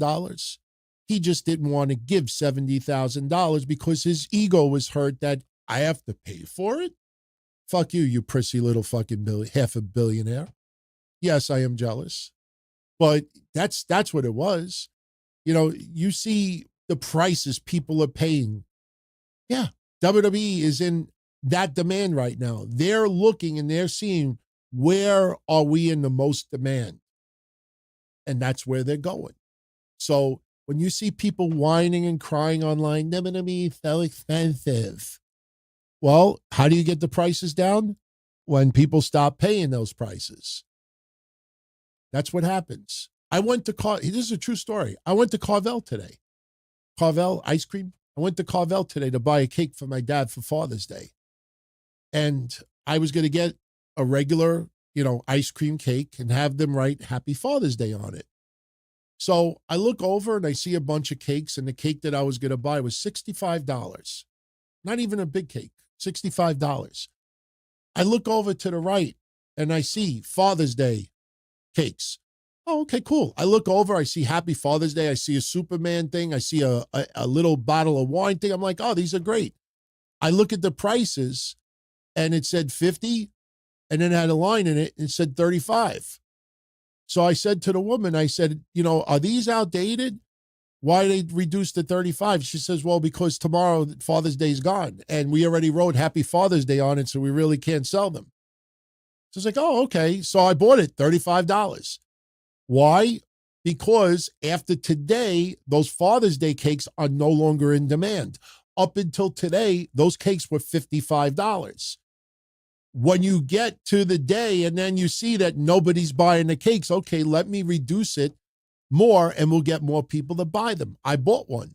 So how do you lower WWE ticket prices? When people stop paying for those prices. But when you see record turnouts, where's WWE? Well, we're selling out wherever we go across the world. Well, we feel a little guilty taking that much money from people. We know that they have bills to pay. So even though we're in demand and we're selling out in record time, we're just going to lower the prices because, we'll go with the Tony Khan mentality during COVID. It's the right thing to do. When I see these people online say that, I'm like, what are you, stupid? Do you know anything about business? You go on eBay back in the day and there was a Beanie Baby. There was a Beanie Baby back on eBay. And it was in such demand, people were paying hundreds of dollars for a $10 fucking plush toy. Hundreds of dollars. Tickle Me Elmo. Tickle Me Elmo would sell for thousands. Now, if you go on eBay, you can buy Tickle Me Elmo for $10. Why? Because it's not in demand anymore.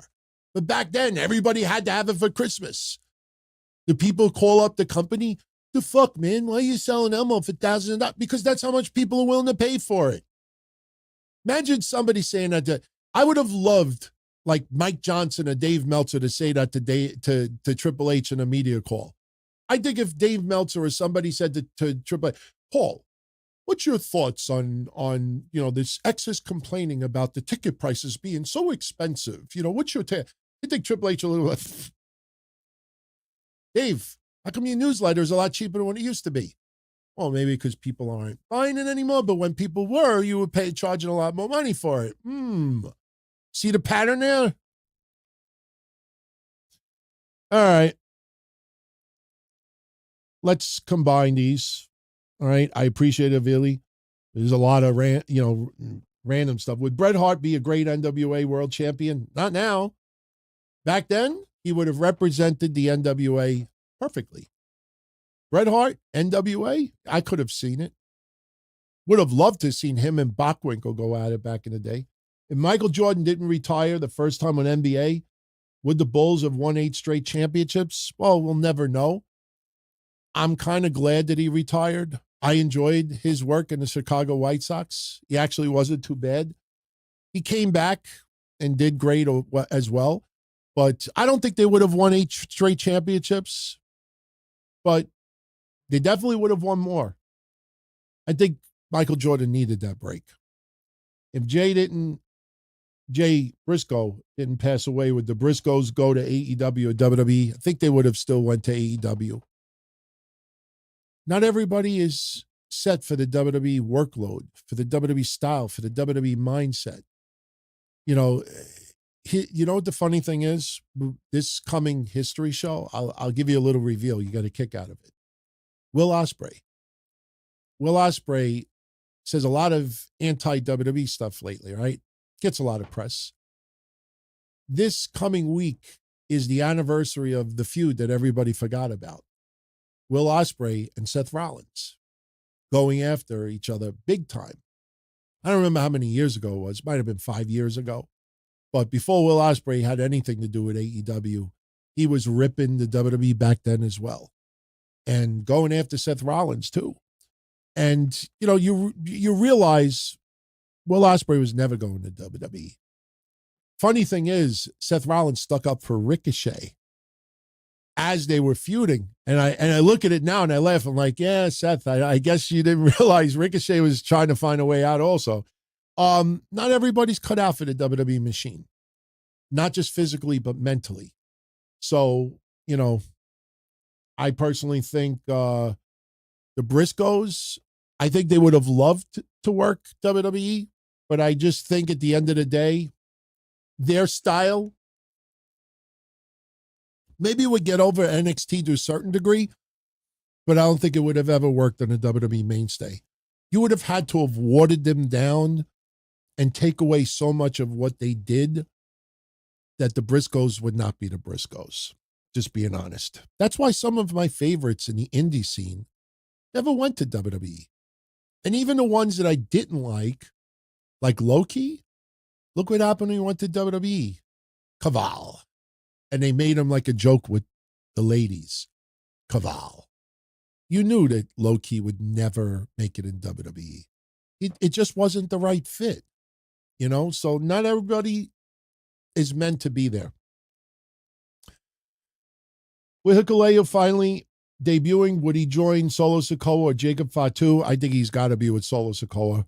Jacob Fatu, you leave him alone. Lone wolf, lone, nobody with him. A lot of YouTube was doing theme song mashups. Did I listen to them back then? Favorite mashup? His was Sasha Banks and The Rock. I played a mashup recently of Gangrel and the Biggie Smalls, and people hated it. And about 15 years ago, maybe more, people were begging me to play it as an intro. Kevin and I played it almost 20 years ago, and people were going nuts how awesome that song was. It was a mashup of Gangrel, The Brood, which I will always say it's top 5 music of all time. Brood's music is epic. It still holds up. But back then, everybody loved that mashup. I played it about a month ago to lead in a Monday show, and people are like, what is this? I'm like, what? I got nobody. I expected people like, holy shit, I can't believe you brought that back. Not one person. Mashups were fun, but I got a cassette tape by a DJ called Mix Master Mike from 1982, where he's mixing Scarface with Led Zeppelin. When you hear Led Zeppelin's song Whole Lotta Love, and you hear that guitar part when it goes, and you hear Tony Montana in the background echoing, you want to fuck with me? Fuck with me? Fuck with me? Fuck with me? It's just, one day I'll play it on a show. When you hear it, you'll be like, holy fuck, that's an amazing mashup. And I got that cassette tape 43 years ago. Still works, too. Still works. And favorite mini pay-per-view, Clash of the Champions, WCW or WWE in your house? I forgot to answer the question about Trish Stratus. No, I didn't. Trish Stratus, back in the day with Alexa Bliss, whether it was a tag team or against each other, I was not into it. I don't see Trish Stratus going up against Alexa Bliss now. Trish Stratus will be on the show. I don't know if Lita will be on the show. I don't know what you do with Trish Stratus. Maybe you do something with Tiffany Stratton again. But back in the day, listen, the first Evolution was focused so much on Ronda Rousey and Nikki Bella that they were just trying to fill in other spots. Funny thing is, when people look back at Evolution, there's a lot of matches that people forget about. It's a lot of people you forget about. Trish Stratus, it's her 25th year. And I guarantee you, when WWE goes to Canada again this year, and I think they will celebrate Trish Stratus's 25-year anniversary. They've kind of did already. Didn't she wear the jersey matching Tiffany Stratton? She wore something celebrating 25 years. Unfortunately, we're at a time now where anniversaries don't lead to like DVD sets and shit like that. You come up with a commemorative shirt, and then that's pretty much it. So, Trish being part of Evolution is great. I hope Medusa's part of Evolution. I want to see women of yesteryear and celebrate what they did doesn't mean that every single person needs to have a match. But, I wouldn't the focus has to be on the women of today. People want to see Stephanie Vaquera in the ring. They want to see Lola Vice. They want to see Tiffany Stratton. They want to see Naomi. They want to see Liv Morgan. Some do want to see Nikki Bella again. But the focus has to be of tomorrow, of today, not yesterday. Yesterday's nice and everything, but we should also remember, with all due respect, Michelle McCool, Trailblazer, like, okay, all right. If you really think that, and if that makes you feel good, all right, fine. But you put Michelle McCool in the ring with some of the stars of today, even when she was in her prime, she'd look around and be like, oh, flawless. But at that time, the bar wasn't set to this level.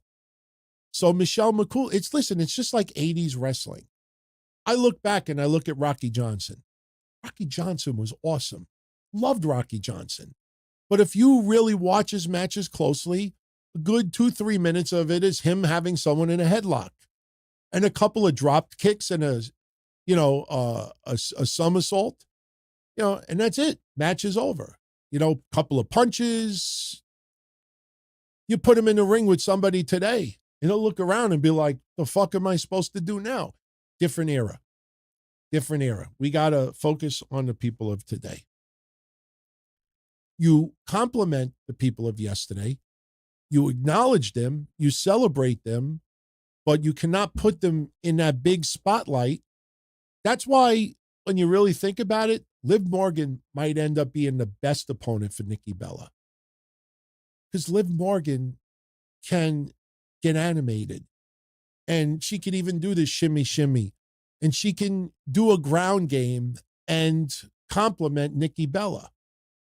You don't want somebody out there that's doing fucking moonsaults and this and that. Could you imagine Tiffany Stratton or somebody facing Nikki Bella and they start doing moonsaults on her? Oh my God, no. I'm going to break a nail. No. Can you imagine Nikki Bella? Tiffany Stratton has a headlock on Nikki Bella and Tiffany Stratton on their breath. What are you doing moonsault? And Nikki Bella in the headlock, oh my God, no. No. I might get hurt. My podcast. Going out for wine after. No. Oh, no. Oh, no. No. Stephanie Vaquet. Give me Stephanie Vaquet versus Nikki Bella. So, I liked In Your Houses much more than Clash of Champions. Clash of Champions were fun, but those are on regular TV, so In Your Houses were better. Favorite Uso match? I don't have a favorite. Maybe against the Street Profits at SummerSlam, or the match prior to SummerSlam that Meltzer gave it 5 stars. I still think the Street Profits should have won at SummerSlam. What's the one concert I always wanted to go to? I always wanted to go see Pink Floyd live. I went to a live light show back in the day, and we were all fucking out of our minds. I always wanted to go to a Pink Floyd show live. Back when they were in their peak, not now. Pink Floyd back then. I went to Prince in 85, and that was amazing. I mean, I know it's outdated reference, but spectacle, amazing. I went to the Jacksons in 84, the Victory Tour, and that was good, but we had awful seats. My father took us. Big Vito saying that Stax is copying his persona, doesn't know what the fuck he's talking about. Big Vito's just trying to keep his name relevant in 2025. Just because, look, I don't have it available. You put on a leather floppy hat. They both happen to be bald. They're both wearing like oh my God, he's copying me. It's just Big Vito I honestly don't think Stax was looking at old school Big Vito and say, I want to be that. And I like Big Vito. I think Big Vito's awesome. I think he's awesome. Loved his work. Big Vito LaGrasso. Great work, man. Paisan. But I don't think stacks. Let me put it this way. I think Big Vito would even admit somewhere, someone did an Italian gimmick in wrestling, maybe never made it, but in the indie world, put on a leather cap, put on an outfit just like him. Hey, how you doing? Hey, how you doing? Hey, I'll fucking bash you over the head with this salami. Still not. I think Big Vito definitely never thought that he was the first person to ever come up with that gimmick. So if he wasn't the first person to ever do that, then why would he think that someone else wouldn't come up with it too? All right. Let's start bringing this home. Definitely need to start bringing this home. I think I answered everything. I think I did. Yeah, I think we are up to date. So let's do a few more questions. I'm not leaving yet. WWE Movie Maker says Rikishi is thinking with his emotions as a dad. I agree. He'll look back at these comments and see that he was wrong. At least Jay was world champ. R-Truth can't even say that after all these years with WWE. Not everybody should be world champion. And I never want to feel that someone is given a world championship for longevity. Some people, you feel it, okay. You know, like 15 years ago, if you would have said to me, Kofi Kingston, or 10 years ago, Kofi Kingston would be this or that, I would have said, nah, I don't see it. But the way it happened, it was fine. I liked it. It was definitely the right time. You know, Daniel Bryan, you know, trust me, when he first came in, I don't think anybody ever envisioned him to get to the level he is. Now he's looked at as, he's on the Mount Rushmore for a lot of people of today. You know, so some people are destined. Some people, you know, just the stars align, but not everybody should be world champion. R-Truth, at the time when he won the NWA championship, fine. Definitely well-deserved and worked his ass off and made history. But at that time, you know, Ron Killings was not popularity-wise anywhere near the level he is now. And he got this popularity by not having the pressure and the focus of just going for a world championship. Not everybody should be a world champion.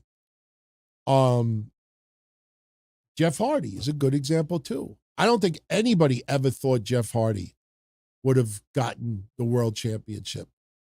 But, you know, he worked. Unfortunately, we know, you know, things happened, you know, that kind of derailed him a little bit. But, you know, some people, you just never see it. And then something happens, a couple of things happen. I'm not saying that R-Truth, Ron Killings will never become world champion. You know, anything is possible. But sometimes when someone is not booked that way, they find their spot and they're set. Ron Killings has been set for over 10 years because they found that sweet spot with him that, you know, it was enough that WWE paid him and kept him around. There's some people that fit that spot. You know, you see some others over the years, people to this day, they're like, how did Baron Corbin last that long? And then he gets released and he feels, they didn't appreciate. What are you talking about? People thought you should have been cut 5 years earlier, and they just kept him. Because WWE saw something in value with him that they felt was not replaceable. This is the way it is. I don't see Brock Lesnar signing with AEW. Especially that he's so close with Vince McMahon. This is not a case where Tony Khan feels like he won by signing. I don't see that. I feel AEW, I wouldn't put on the level of Hulk Hogan that he's banned, but I don't see that. I don't see that. I still think Brock Lesnar will be back in the WWE. He still could make money. There's never not enough money to be made. Brock Lesnar will make serious money. TKO owning this now, even more of a reason. But the timing has to be right. Brock Lesnar will be brought back. He will be brought back. I don't see why, unless he absolutely has no desire to wrestle ever again. If he still wants to do it, WWE would be his place to go.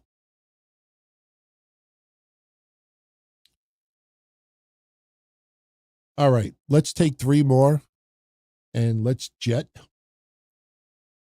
Not JPEG is asking the chances of Britt Baker joining the WWE women's division. I could see that happening.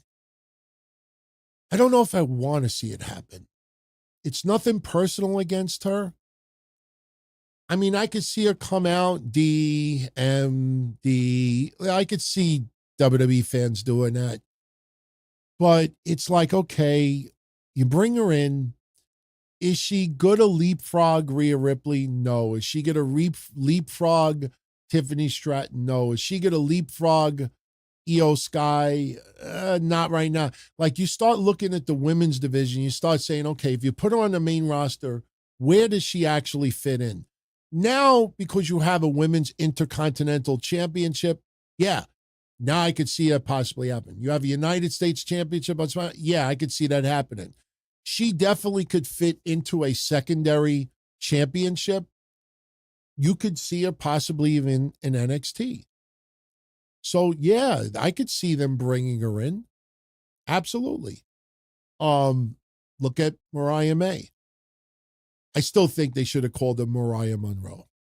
I am Mariah Monroe. Just smooth. Mariah Monroe. But, yeah, they could bring her in. I just don't know. I mean, she's got value. She's got a look. She's got a nice, successful background. She's not a problem child. She's more mature now. Anything is possible. And honestly, if they are going to bring her in and she's available already, I bring her in an Evolution. Too bad they didn't have a really feud with Mariah May in AEW. So I think that would have been a fun little thing they could have done. But you look at what they're doing now in NXT, they're having Ricky Starks feuding with Ethan Page. And if you remember when Ricky Starks first signed, I said Ethan Page should be his first feud. Those two guys could tear it up for 6 months and WWE fans will be happy with it. And remember, DMD reversed his DMD.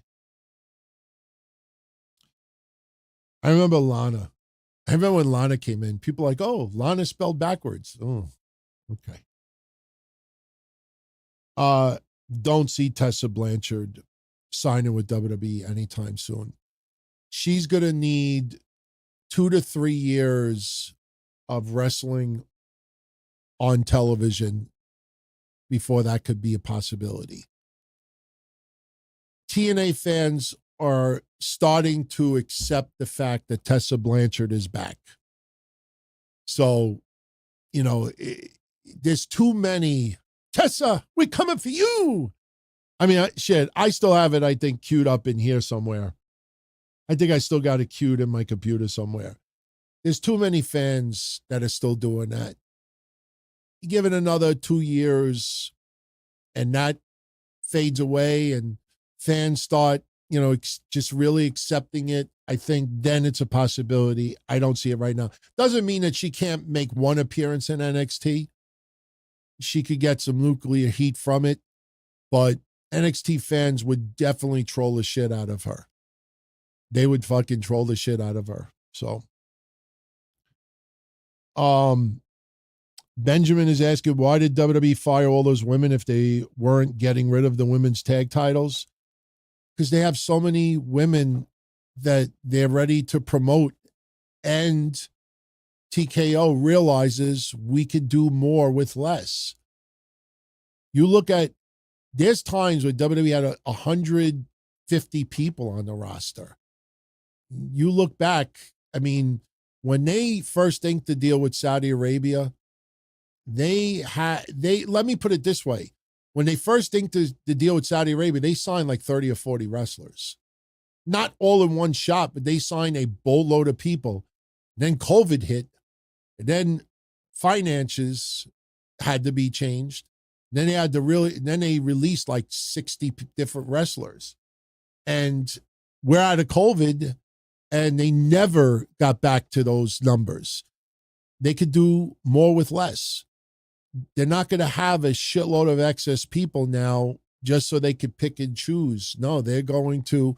That's why when you see some of these women's tournaments and you see Maxine Dupree put in there and you see others and you're like, but why? You're like, that person isn't like won matches to even be worthy of something because they don't have anybody else. You see like Natty and Maxine Dupree are a tag team now because they don't have a plethora of women that they could just throw in here and try to do this.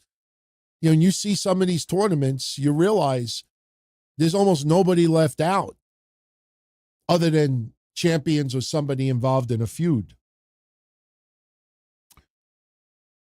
All right, let's take one more, and I'll also take Havili's. He just sent this in. Who should have been WWE champion?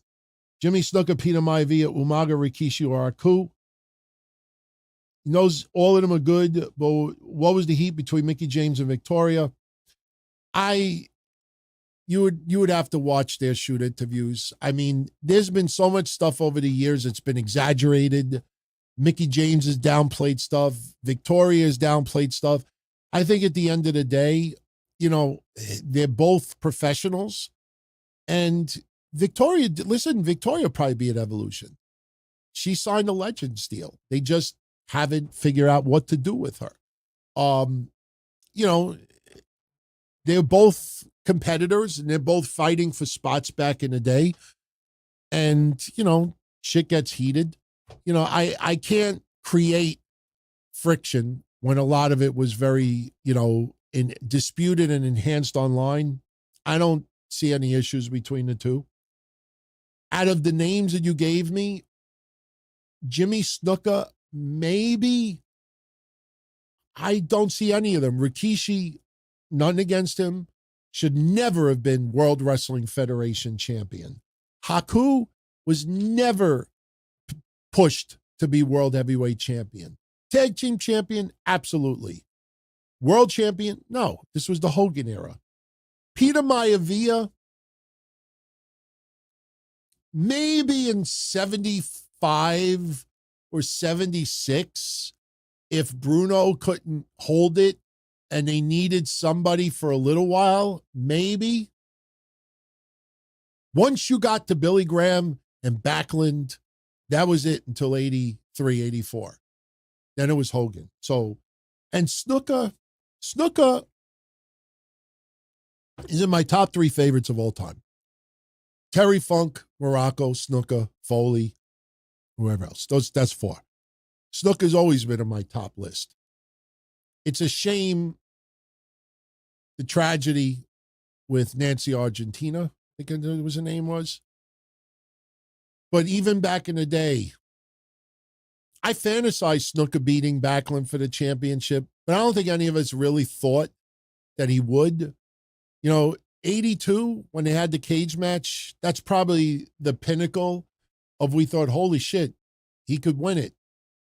Then he missed the splash. And like, oh, okay. None of them on that list I would have chose to be world champion. Backlund, I don't care what superstar Billy Graham said in shoot interviews. I don't care what other people have said into shoot interviews.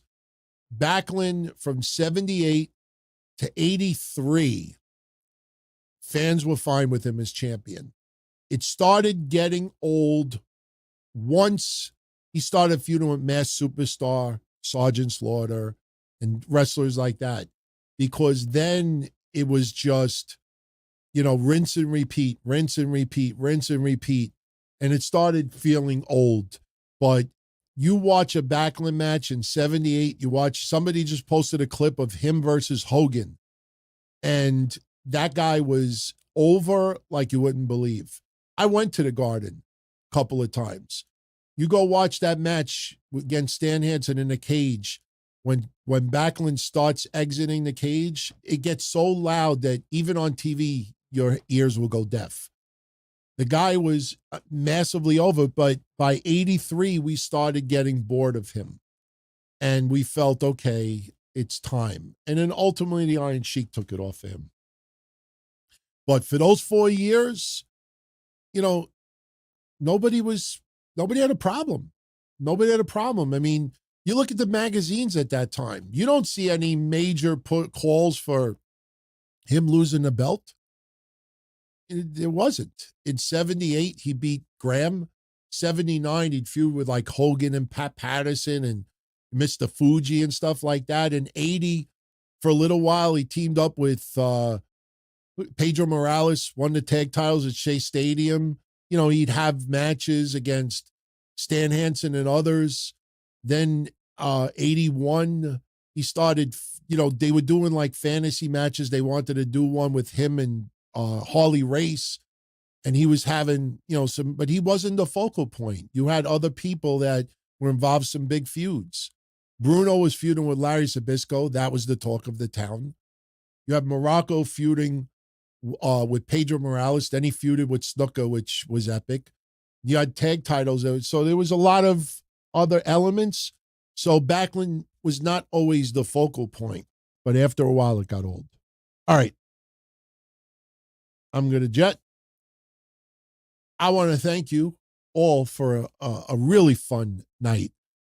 We are at 2 hours, 15 minutes. I didn't forget. I am going to put that clip. So if you guys give me about, I would say 15 minutes, because that's usually when YouTube processes the video, 15 to 30 minutes.